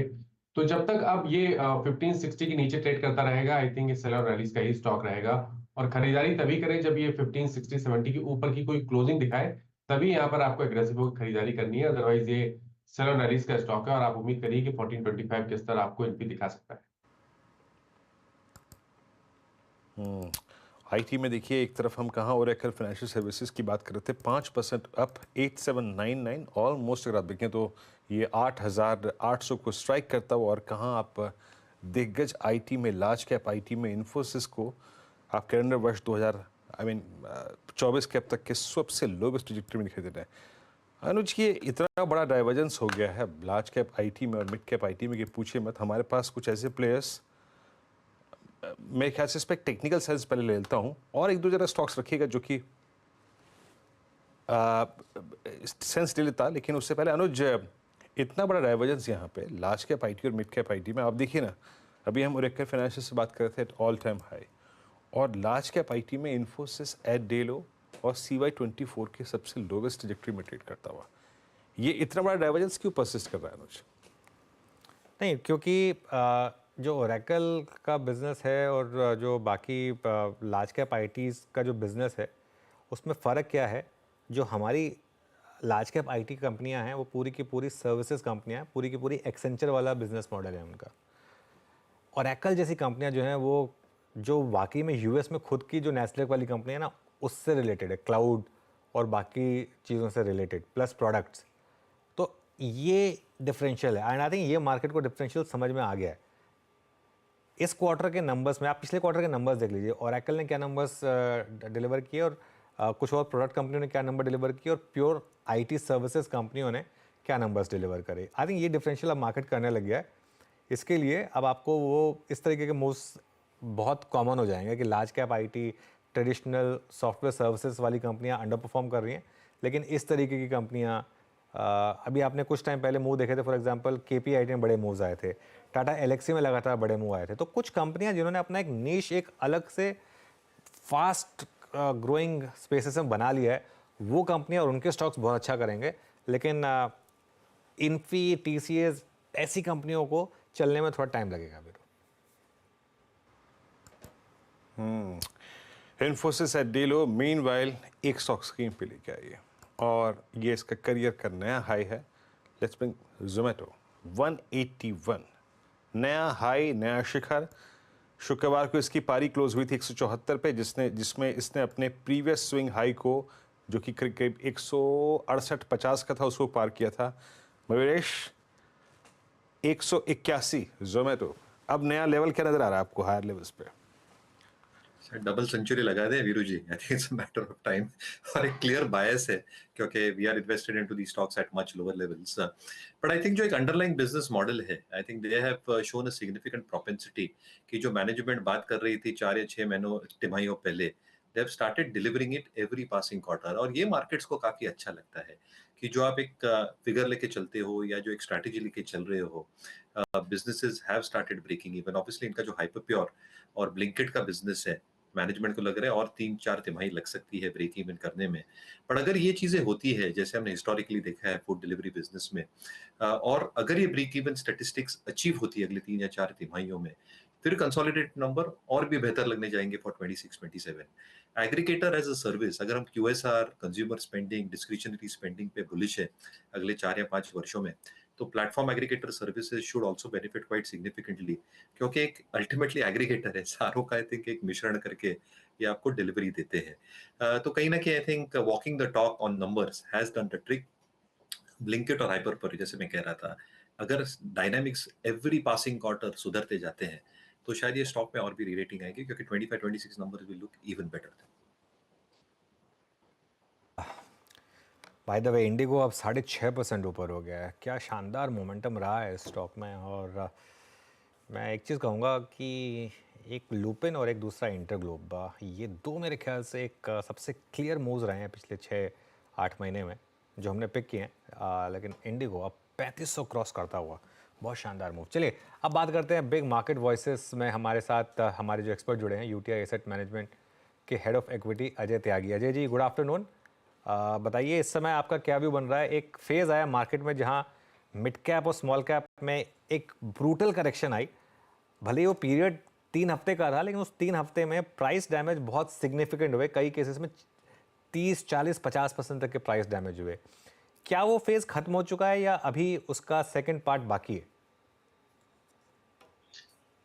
अनुज, जी कहना बहुत मुश्किल है। आप खुद मेरे से बेहतर जानते हैं कि मार्केट के हर महीने के बारे में, हर नेक्स्ट मूव के बारे में आकलन करना बहुत मुश्किल है। मैं समझता हूँ असंभव है, लेकिन कहीं ना कहीं हम हिस्टोरिकल वैल्यूएशंस को सामने रखते हुए अपनी एक राय बनाते हैं, और हमारी राय अभी भी ये है कि both mid caps and small caps अपने जो उनका करंट वैल्यूएशन चल रहा है वो अपने हिस्टोरिकल लेवल से ज्यादा है। और हो सकता है कि ये जो करेक्शन शुरू हुआ है ये फेजेस में रहे, एक साथ कोई भी चीज कभी ना तो ऊपर बढ़ती है ना नीचे आती है। हो सकता है कि फिलहाल के लिए थोड़ा सा ये बाउंस हमें देखने को मिल रहा हो, लेकिन करेक्शन और आगे वाले महीनों में भी जारी रहे। कम से कम उनके पी वैल्यूएशंस तो हमको यही बता रहे हैं कि अभी भी एवरेज स्तर से ये कहीं ऊपर ट्रेड कर रहे हैं। जी बिल्कुल नहीं, मैं ये बात तो आपकी मान रहा हूँ कि कोई टाइम नहीं कर सकता इन मूव्स को, लेकिन हाँ, एक पार्ट में आपने मेरे सवाल का जवाब दे दिया। तो क्या रिस्क रिवॉर्ड अभी भी लार्ज कैप में ज़्यादा फेवर में है कंपेयर टू मिड कैप्स? जी बिल्कुल, इस बारे में हमारी राय स्पष्ट है कि लार्ज कैप के अंदर फेवरेबल है इस वक्त रिस्क रिवॉर्ड।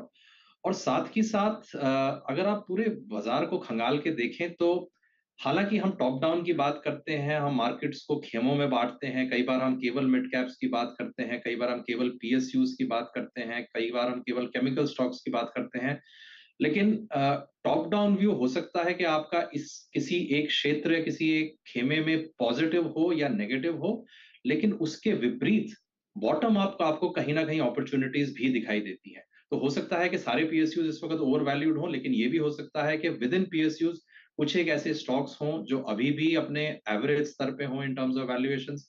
हो सकता है कि mid caps overall over valued हो, जो कि हम मानते हैं, लेकिन विद इन मिड कैप्स ऐसे भी बहुत मिड कैप्स हैं जो पिछले 2-3 सालों में बिल्कुल नहीं चले, जबकि उनके बिजनेसेस ने ठीक परफॉर्म किया है। तो थोड़ा इस वक्त जरूरत है निवेशकों को डीप डाउन जाके बॉटम अप स्टॉक पिकिंग की। ये जो टॉप डाउन अप्रोच है, मुझे लगता है इसको थोड़ा सा अभी जो है थमना पड़ेगा। जी। ओके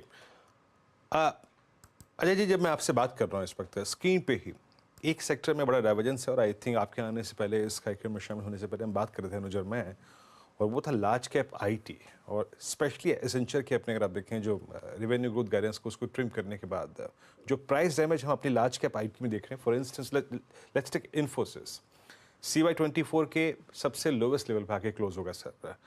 आप इस प्राइस को कैसे देखते हैं? यहाँ से भी फर्दर कितने प्राइस डैमेजेस पॉसिबल हैं, या फिर ये कौन सा कॉल लेने का वक्त है इसमें, जो प्राइस डैमेज हुआ है उसको देखते हुए? वीरेंद्र जी, स्टॉक स्पेसिफिक तो आप जानते हैं हम बात नहीं कर सकते, लेकिन अगर मैं इस प्रश्न को थोड़ा सा ब्रॉड बेस करूं तो विद इन आईटी बिल्कुल सही बात है कि लार्ज कैप्स और मिड कैप्स के अंदर डाइवर्जेंस देखने को मिला है। विद इन आईटी कुछ एक ऐसी कंपनीज हैं जो अभी भी अच्छा कर रही हैं, और मैं यही कहना चाह रहा था पिछले प्रश्न के उत्तर में कि एक टॉप डाउन व्यू बाजार के किसी एक सेगमेंट, क्षेत्र, खेमे में नहीं लिया जा सकता। आपको थोड़ा बॉटम अप होने की जरूरत है। फिलहाल अगर हम केवल लार्ज और मिड की बात करें आईटी क्षेत्र के अंदर ही, तो जाहिर बात है, आप हम सब ने देखा है पिछले 2-3 सालों में मिड कैप्स के अंदर एक अच्छी ग्रोथ आई है, जबकि अनुमान ये लगाया जा रहा था 2022 के शुरुआत में कि जिस तरह की प्रीवियस आईटी की डाउन साइकिल्स हुई हैं, उसके चलते हुए शायद मिड कैप्स इस बार भी ज्यादा गिरे, क्योंकि लार्ज कैप आईटी ज्यादा रेजिलिएंट है, ज्यादा मजबूत है, उनके क्लाइंट्स भी अपने आप में ज्यादा मजबूत रहते हैं। अनुमान यही थे 2022 के शुरुआत में कि इस बार भी वही होगा, उसके विपरीत हुआ। मिड कैप आईटी कंपनीज ने परफॉर्मेंस बेटर दिखाई है in terms of growth, also in terms of margins, और शायद इसीलिए पिछले 2 साल के अंदर उनकी परफॉर्मेंस भी लार्ज कैप से बेटर रही है। हमारा ये मानना है कि ये सिलसिला आगे भी जारी रहेगा। मिड कैप कंपनीज की ability to grow large cap IT companies से ज्यादा है, और शायद यही उनके स्टॉक प्राइसेस भी रिफ्लेक्ट करेंगे आने वाले समय में। जी। उत्तम उत्तर सर, अच्छा उत्तर दिया आपने इस प्रश्न का। एक स्पेस जो कि आज बहुत डिमांड में है और इनफैक्ट रहा भी है पोस्ट कोविड, और आज फिर स्ट्रॉन्ग मूव है, वो है Ajay ji real estate ancillary. Look at Pidilite को देखिए आप, एस्टल को देखिए आप, सेंचुरी प्लाई को देखिए, अच्छे मूव्स विजिबल हैं। और पॉलीकैब को देखिए, एक बार फिर से अपने आई थिंक वो जो लॉस्ट रेंज थी उसको रीगेन किया इसने। अभी ये ज़्यादा कैपिटलाइज करे। देखिए एक्चुअली जो एंड डिमांड है, एक फ्लैट की डिमांड परसिस्ट करे ना करे, लेकिन जो एग्जैक्टली जो आपकी मेंटेनेंस डिमांड है वो तो हमेशा परसिस्ट करती है सर। आपका व्यू इस स्पेस पे अभी?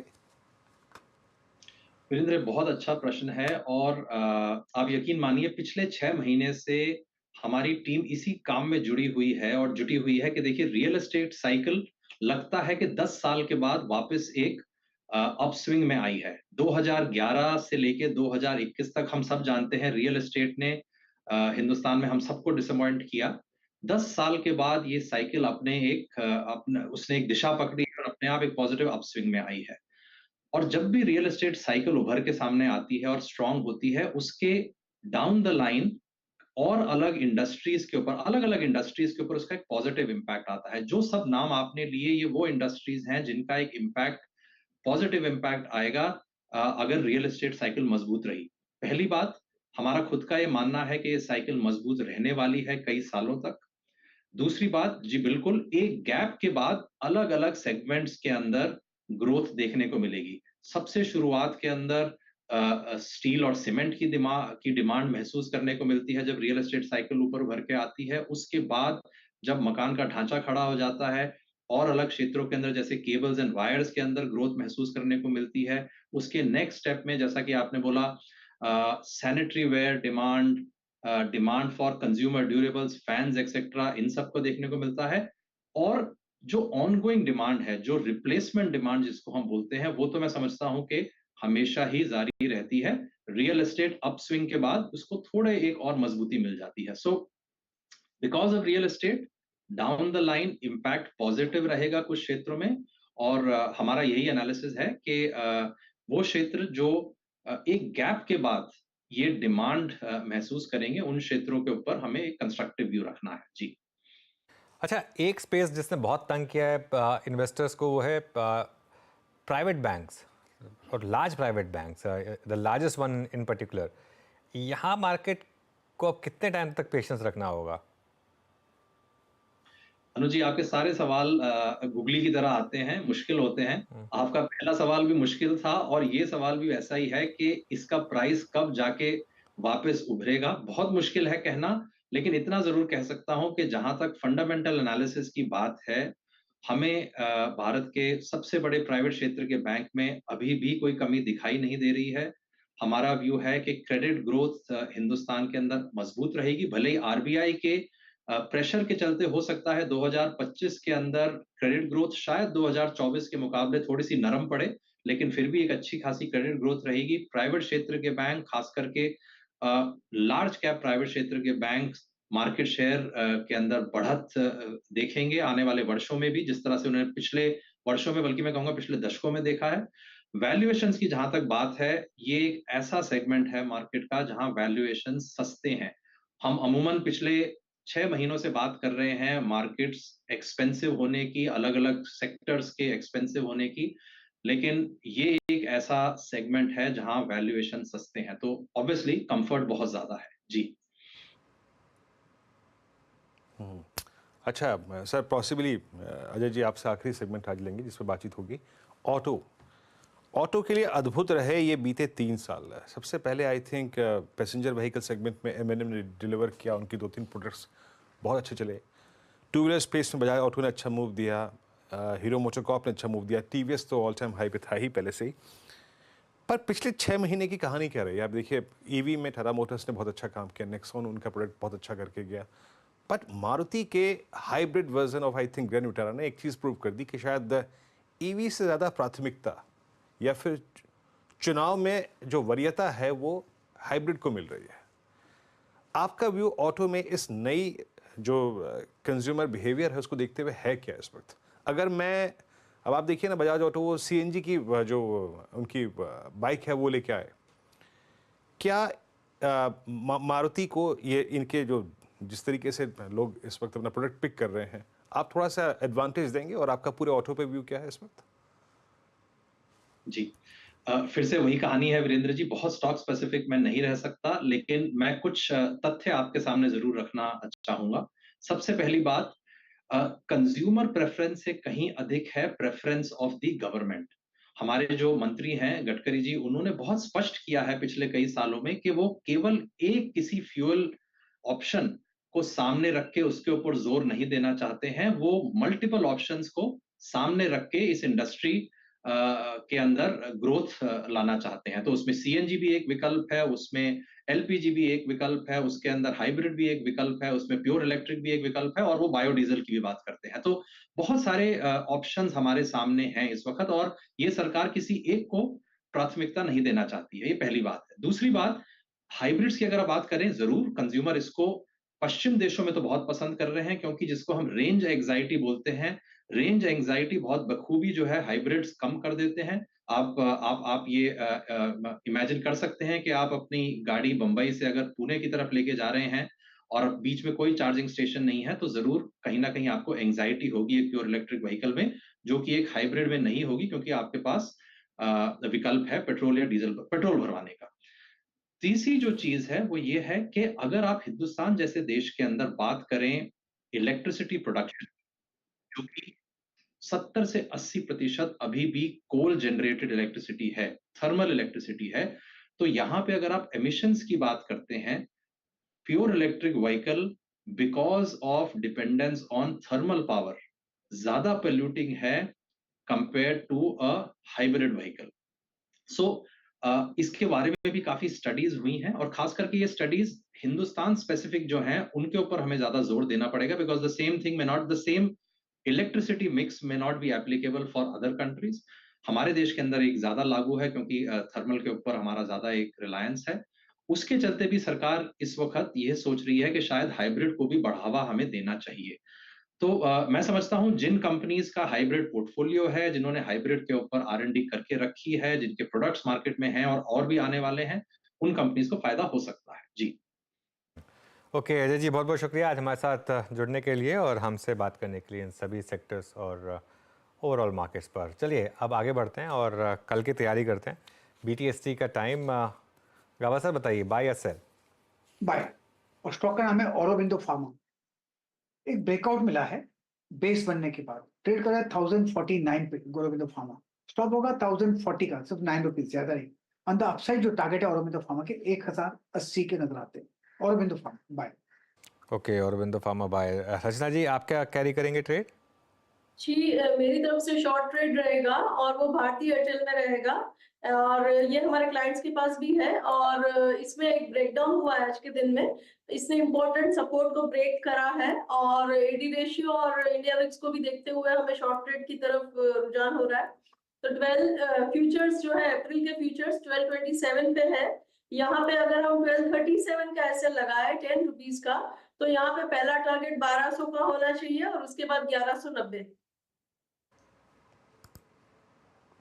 ओके मानस आपका ट्रेड? देखिए जुबलेंट फूड पे खरीदारी करने की राय रहेगी। करीब 4 दिनों से स्टॉक हाई टॉप सार बॉटम बनाने लगा है। आज जुबलेंट फूड ने अपने 20 डे मूविंग एवरेज को रीगेन किया, वहां पर काफी बेहतर वॉल्यूम देखने को मिले हैं। तो जुबलेंट फूड के फ्यूचर में खरीदारी करने की राय रहेगी। 465 के आसपास के प्राइस चल रहे हैं। इसके स्टॉप लॉसेस 459 के रहेंगे। करंट लेवल्स पे खरीदारी करिए और 475 के टारगेट से। ओके जुबलेंट फूड्स पे आपका यहाँ पे एक बाय है, आज आपको इम्प्रेस करता हुआ ये। श्रीकांत आप क्या ट्रेड पिक करेंगे वेडनेसडे मॉर्निंग के लिए? बिल्कुल। तो देखिए वीरेंद्र, मुझे लग रहा है यहाँ इन लेवल्स पे एक्सिस बैंक को लॉन्ग करके चल सकते हैं। स्टॉक पिछले 3 दिन से एक मल्टीपल बॉटम बना रहा है, क्लोज टू 1027, 1025। अगर यहाँ से रैली बनती है तो ये स्टॉक कम से कम 1080 या 1090 के लेवल्स दिखा सकता है। तो BTST के बेसिस पे आज की क्लोजिंग भी इसकी पॉजिटिव है, तो करंट लेवल से इसे लॉन्ग करें। स्टॉप लॉस रखें एट 1020 और टारगेट्स नजर आते हैं 1080 के। ओके प्रशांत जी आपका ट्रेड क्या रहेगा BTST के लिए? अनुज मैं STBT रेकमेंड करूंगा। एक ब्रेकडाउन हुआ था अपोलो टायर्स में, उसके बाद सपोर्ट को रीटेस्ट कर रहा है, तो मेरे हिसाब से ये रेजिस्टेंस की तरह काम करेगा। 472 के आसपास 472 के नजदीक ट्रेड कर रहा है। 478 स्टॉप लॉस रखेंगे और यहाँ से जो टारगेट होगा वो होगा 460 से लेके 455, 460 टू 455। ओके 2 STBT ट्रेड्स हैं आज, तो उनमें से एक अपोलो टायर्स, ये भी इंटरेस्टिंग। चलिए अब बात करते हैं हम डीलिंग रूम चेक की और यतिन से पूछते हैं कि कौन से 2 स्टॉक्स पर आज डीलर्स का फोकस है। Yatin good afternoon. Good afternoon Anuj. और देखिए 2 स्टॉक्स जो आप भी रेगुलरली जिसके बारे में बात करते हैं, GMR इंफ्रा, और बहुत दिनों के कंसोलिडेशन के बाद यहाँ लॉन्ग बिल्डअप होना शुरू हुआ है, और डीलर्स की अगर आप माने तो डीलर्स को लगता है कि यहाँ से 85-88 तक के टारगेट्स आपको देखने को मिल सकते हैं पोजिशनली ऑब्वियसली।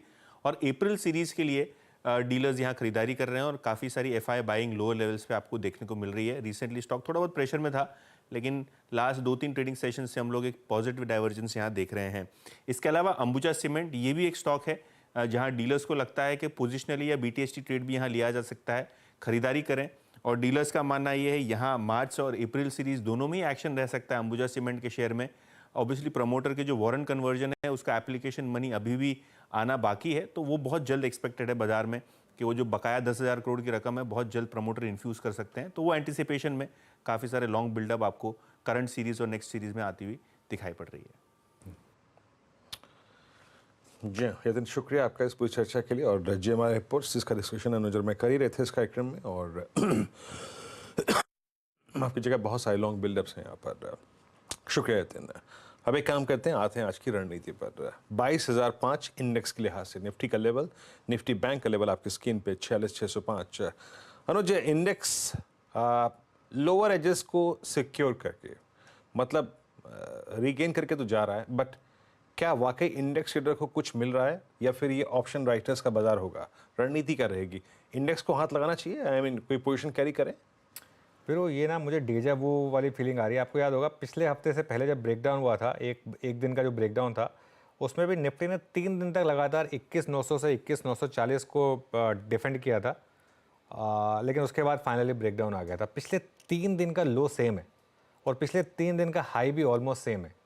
तो ये एक बहुत इंटरेस्टिंग चीज़ है। तो इसमें यही मार्केट का वर्डिक्ट बहुत क्लियर है, ये डे ट्रेडर की मार्केट है।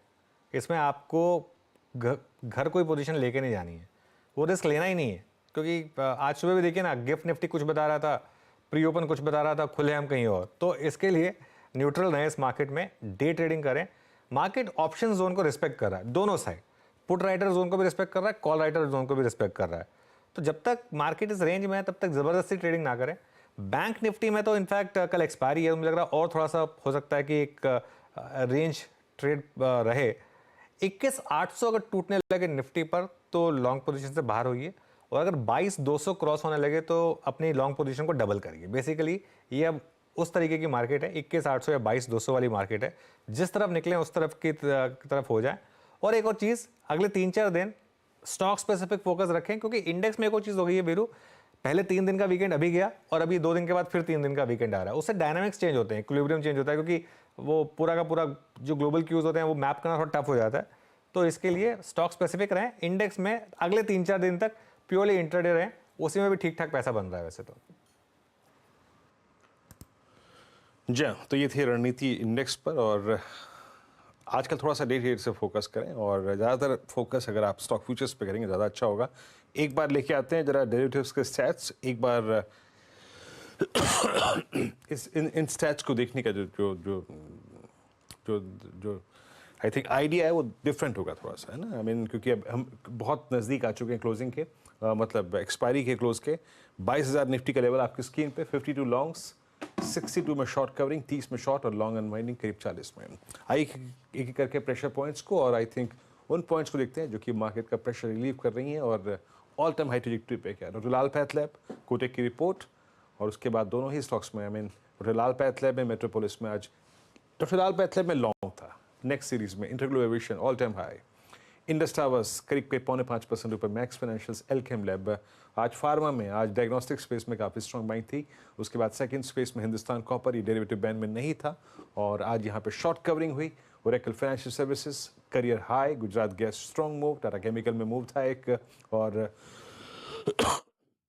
आईसीआईसीआई प्रू में अगर आप देखें एक अच्छा मूव था। उसके बाद शॉर्ट बिल्डअप किस में था, गोदरेज कंज्यूमर में, ट्रेंट में, इन्फोसिस, एबर्ट इंडिया और जेके सीमेंट्स में आज यहाँ पे थोड़ा शॉर्ट बिल्डअप था। और जो नेक्स्ट स्लाइड आएगी उसमें लॉन्ग अनवाइंडिंग जी एंटरटेनमेंट में, पावर ग्रिड, भारती एयरटेल और साथ ही साथ आयशा मोटर्स और डॉक्टर एडीसी, कुछ कंपनी जहाँ पे आज शॉर्ट बिल्ड, ये लॉन्ग अनवाइंडिंग दिखेगी, यानी प्रॉफिट्स कैश में कन्वर्ट हुए। ये अगले महीने के प्रोस्पेक्टिव से भी अगर आप देखिए इंपॉर्टेंट होता है, कहाँ कहाँ पे लॉन्ग स्ट्रीम होके अगले महीने शॉर्ट या फिर पोजिशंस नहीं बन रही, ये उस लिहाज से काफ़ी महत्वपूर्ण होता है। 22,000 हम छोड़ के जा रहे हैं स्क्रीन पे मेरे ख्याल से मोर और लेस, और बैंक निफ्टी पे करीब 22,596 की ट्रैजेक्टरी। कुछ काउंटर्स को और देख लीजिए जो कि क्लोजिंग के वक्त मूव शार्प दे रहे हैं। 6917 पे माइनस बजाज फाइनेंस, आपको याद होगा ये स्टॉक हमने लगभग पिक किया था उस दिन कविता जी के साथ, 6460 का लेवल था, 20 डेमा क्रॉस ही हुआ था। ये बजाज फाइनेंस मानस मैं पूछना अल्टीमेटली ये चाह रहा हूँ कि क्या अपने स्ट्रॉन्ग जोन में जो कि परसिस्ट करता है 7,000 के ऊपर, तैयारी कर रहा है क्या उसमें आने की? देखिए, अगर किसी ने 3-4 दिन पहले पोजीशन बनाई है तो मेरी राय रहेगी कि एक बार प्रॉफिट बुक करें, क्योंकि अब यहाँ से लेकर 7,050 तक मल्टीपल रेजिस्टेंस है, क्योंकि उसी रेंज में 100 डे 200 डे मूविंग एवरेज भी आता है, 20 और 50 वीक मूविंग एवरेज भी आता है। तो अब अगर आपको फ्रेश खरीदारी करनी है तो 7,050 की क्लोजिंग हो जाने दे, उसके ऊपर ही खरीदे। और अगर आप होल्ड करना ही चाहते हैं, आपने एक लॉन्ग पोजीशन बनाई है और होल्ड करना चाहते हैं, तो एक बहुत पास में स्टॉप लॉस लगाइए 6880 का। 6880 के नीचे अगर जाए स्टॉक तो आपको अपनी पोजीशन से निकलना चाहिए।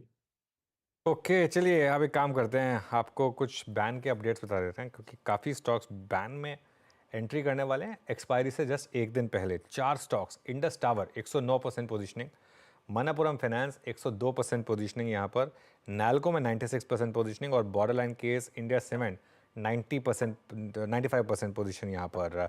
बैन से बाहर क्या क्या आ सकता है? बायोकॉन आना चाहिए, 75% पोजीशनिंग हो गई है। टाटा केमिकल्स भी आ जाना चाहिए 77% और बॉर्डरलाइन केस जी 80% पोजीशनिंग यहाँ पर हो चुकी है, तो शायद जी भी बैन से बाहर आ जाए। मार्केट की क्लोज में अब थोड़ा सा इंटरेस्टिंग चीज़ ये हो गई कि आज large cap versus mid cap काफ़ी डिफ्रेंसिएशन है। हालांकि मिड कैप में एक चीज़ का ध्यान रखें, इंडेक्स भले ही ऊपर है लेकिन ब्रेड्थ ख़राब है। इंडेक्स 1% ऊपर है। बस स्मॉल कैप दिखाएंगे ज़रा, क्योंकि ये देखिए एडवांस डिक्लाइन इस समय करीब 800 वर्सेस 1600। तो मिड कैप तो ठीक ठाक है, स्मॉल कैप उतना नहीं चला जितना मिड कैप चला है।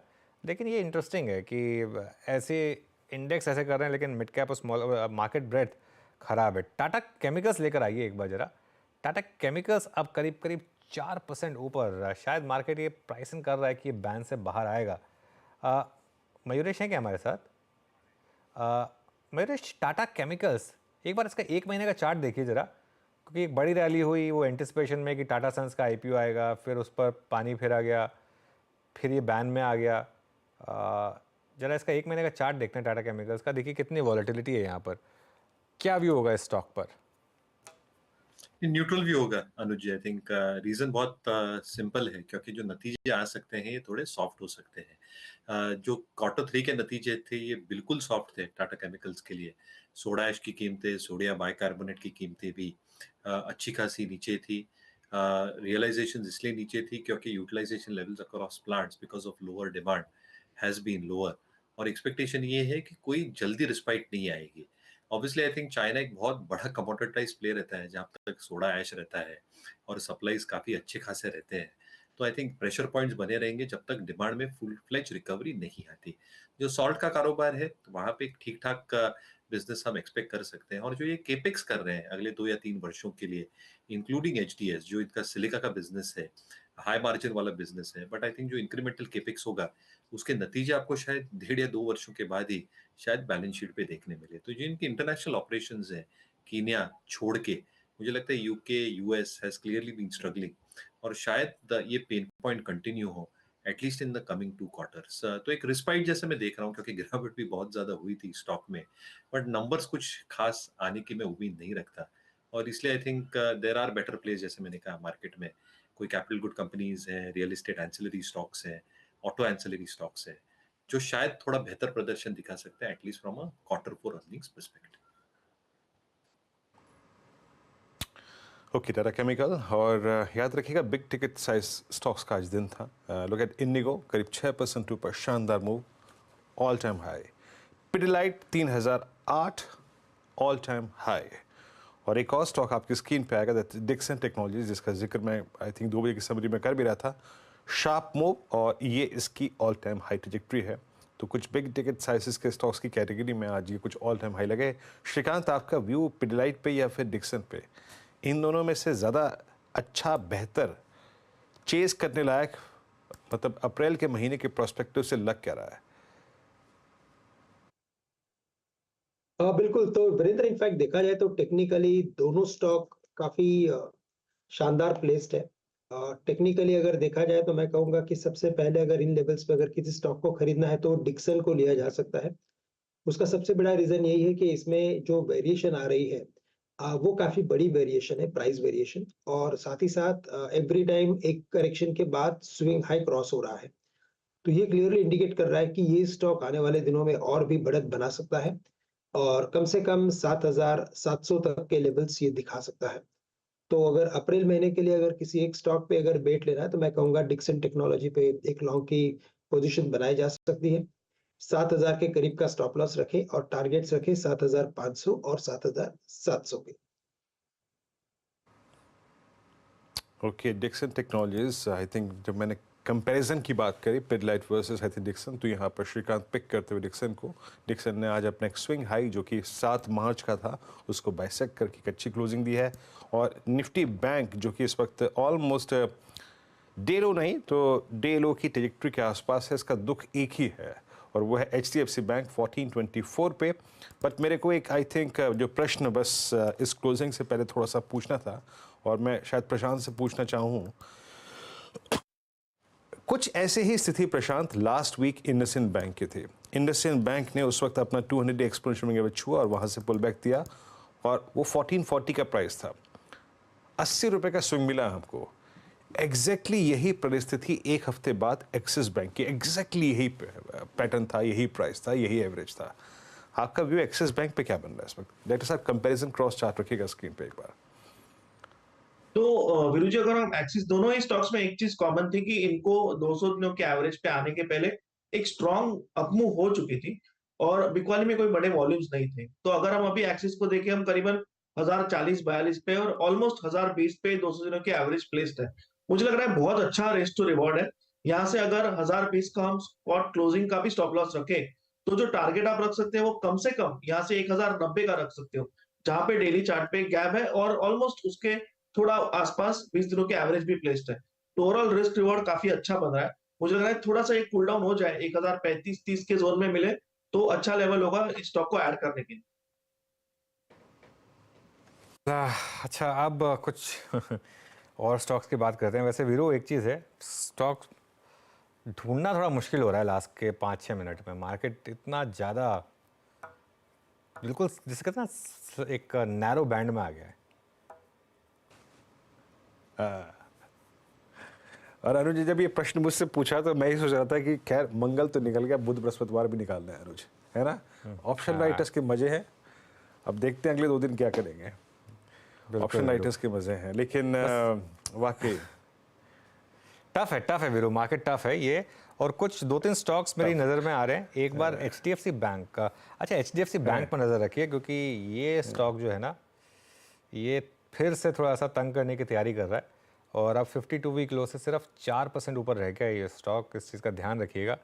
HDFC बैंक और भारतीय एयरटेल, आई थिंक रचना जी की STBT कॉल थी, वो भी डे लो पर बंद हो रहा है। लेकिन गाबा सर, HDFC बैंक और कितने टाइम तक इसमें पेशेंस रखनी होगी? आज का बार मुझे अच्छा नहीं लगता है, बिल्कुल, आई कन्फेस इट। अब मुझे लगता है थोड़ा सेलिंग प्रेशर है HDFC बैंक में। ये स्टॉक मेरे पोर्टफोलियो में पहले मैं डिक्लेयर कर लूं, लेकिन लोअर लेवल देखने को मिल सकते हैं। शॉर्ट करना है, शॉर्ट कर सकते हैं। स्टॉप होगा 1432, लोअर लेवल करीब 1400 भी देख सकते हैं। फिर देखें क्या होता है, लेकिन ये स्ट्रक्चर वीक नजर आता है यहाँ पर HDFC बैंक। और HDFC, अच्छा, मैं वो जो ऑल टाइम हाई वाले स्टॉक्स की कैटेगरी में जब बात कर रहा था ना, मैंने शायद पीडीएलएफ का जिक्र किया, डिक्सन का जिक्र किया, इंडिको का जिक्र किया, एक जिक्र मैं करना भूल गया, 2 जिक्र और थे और वो था कमिंस। जरा एक बार सिमंस और कमिंस लेके आइएगा। कमिंस आज अपने करियर के हाईएस्ट क्लस्टर पे, और एक बार रखिएगा स्क्रीन पे और एक बार रखिएगा 5094 पे आपका सिमंस ऑल टाइम हाई। अनुज, एक बात कहनी पड़ेगी, ये 2 कंपनियों ने, सिमंस ने और कमिंस ने, इस लैग में डोमिनेट किया और आई थिंक ज़्यादा शार्पनेस दिखाई इन कंपेरिजन L&T इस वाले मूव में, CY24 के मूव में। लुक एट कमिंस अनुज, मात्र 3 महीने में आप समझ लीजिएगा कि ये हो गया 1900 का आज 2975। क्या शार्प मूव दिया इसने। इसमें आप ABB और जोड़ दीजिए, आई थिंक तीसरा हो जाएगा। ABB, कमिंस, सीमेंस, हाँ, ऑलमोस्ट सब सेम कैटेगरी के स्टॉक्स हैं। सभी ने शानदार आउट परफॉर्मेंस दिया। तीनों MNC हैं और तीनों मतलब कैपिटल गुड्स, डेटा सेंटर और अच्छी पेरेंटेज वाली कंपनी है। तो बहुत कुछ सिमिलर है तीनों में। एक MNC प्रीमियम भी मिलता है तीनों कंपनियों को, और एक जो इलेक्शन ईयर में नॉर्मली ये कंपनियां आउट परफॉर्म भी करती हैं। चलिए खैर वीरू, अब एक काम करते हैं, अब वॉल पे चलते हैं, मार्केट क्लोजिंग को समझ लेते हैं आज की। और देखिए, निफ्टी रेंज में रहा, ना इसने सपोर्ट 1 तोड़ा, ना इसने रेजिस्टेंस 1 तोड़ा। ओवरऑल 80 पॉइंट नीचे, बैंक निफ्टी करीब 0.5% नीचे, निफ्टी IT भी करीब 0.5% नीचे। लेकिन आज का स्टार था मिड कैप इंडेक्स, 1% ऊपर मिड कैप इंडेक्स आज बंद हुआ और स्मॉल कैप इंडेक्स करीब 1/3%। लेकिन एडवांस डिक्लाइन खराब था, बढ़ने वाले शेयर कम थे, गिरने वाले शेयर ज़्यादा थे। तो 3-4 मिड कैप्स थे जिनकी वजह से इंडेक्स ज़्यादा ऊपर था। तो इस चीज़ का ध्यान रखें, ये out and out mid cap out performance वाला सीन नहीं था कि सारे मिड कैप चल रहे थे, बहुत जगह पे गिरावट भी थी। सेक्टोरल मूव्स हैं क्या, एक बार जरा देखें। अगर वो सेक्टोरल हमारे पास विंडो है तो वो हीट मैप जो है, अगर सेक्टर्स का हाँ, ये सेक्टर्स का हीट मैप देखते हैं। तो देखिए क्या है कि अक्रॉस द बोर्ड मिक्स था। फाइनेंशियल सर्विसेज, आईटी, फार्मा और बैंक्स वीक थे, और दूसरी तरफ मेटल्स, रियल्टी, कैपिटल गुड्स और CPSE index, oil and gas, ये मजबूत थे। चलिए निफ्टी लूजर से शुरुआत करते हैं। हीट मैप देख लेते हैं एक बार निफ्टी का। इनफैक्ट निफ्टी के हीट मैप में सब कुछ क्लियर हो जाएगा। 75 पॉइंट नीचे निफ्टी इस समय बंद हो रहा है, लोएस्ट पॉइंट से थोड़ी रिकवरी के साथ। ऊपर बजाज फाइनेंस शानदार ब्रेकआउट रहे हैं इसमें 3-4 दिन में। Hindalco, Adani group stocks, Britannia, NTPC, Larsen and Toubro, BPCL, और नीचे पावर ग्रिड 2% नीचे भारती, आयशर, विप्रो, डिवीज, एचडीएफसी बैंक। ये प्रॉब्लम ये थी आज, और ये अगले 2 दिन भी इंपॉर्टेंट रहेगा क्योंकि बैंक निफ्टी और निफ्टी की वीकली एक्सपायरी होनी है इसके लिए। तो कुल मिलाकर मामला 22,020 पर सिमटता हुआ निफ्टी पर आज की ट्रेड में। तो ये हुई आज की ट्रेड। ओके, टीम अपडेट देख लेते हैं एक बार, उसके बाद शो को समाप्त करेंगे। आशीष और नीरज की टीम लेकर आइए, देखते हैं कहाँ पर क्या आउट परफॉर्मेंस रही। ये नीरज की team Paradip phosphates, Zydus life, IOC और बीपीसीएल में अच्छे मूव है। और आशीष की टीम लेकर आइए। आशीष की टीम में आपके लिए tourism finance, Savita oil, RBNL और ऊनो मिंडा, यहाँ पर अच्छे मूव्स रहे। बीरू जय, चलिए तो आज का ये मंगलवार का सेशन में बीत गया। बहुत हद तक रेंज बाउंड रहे, लेकिन एक बात बिल्कुल सही है, हम कोई ट्रेड कैरी नहीं कर रहे हैं इंडेक्स पे कल के लिए। और जैसे कि अनुज कह रहे थे रणनीति पे, एक बार फिर से जब तक बाजार में ये रेंज परसिस्ट कर रही है, इंडेक्स के डिटेल से फोकस कीजिए और स्टॉक्स पर फोकस कीजिए। अनुज, मैं और आशीष और नीरज जी कल सुबह एक बार फिर से उपस्थित होंगे सुबह 7 बजे मॉर्निंग कॉल लेके। उसके बाद मुलाकात होगी 8 बजे मुनाफे की तैयारी में। तब तक के लिए नमस्कार।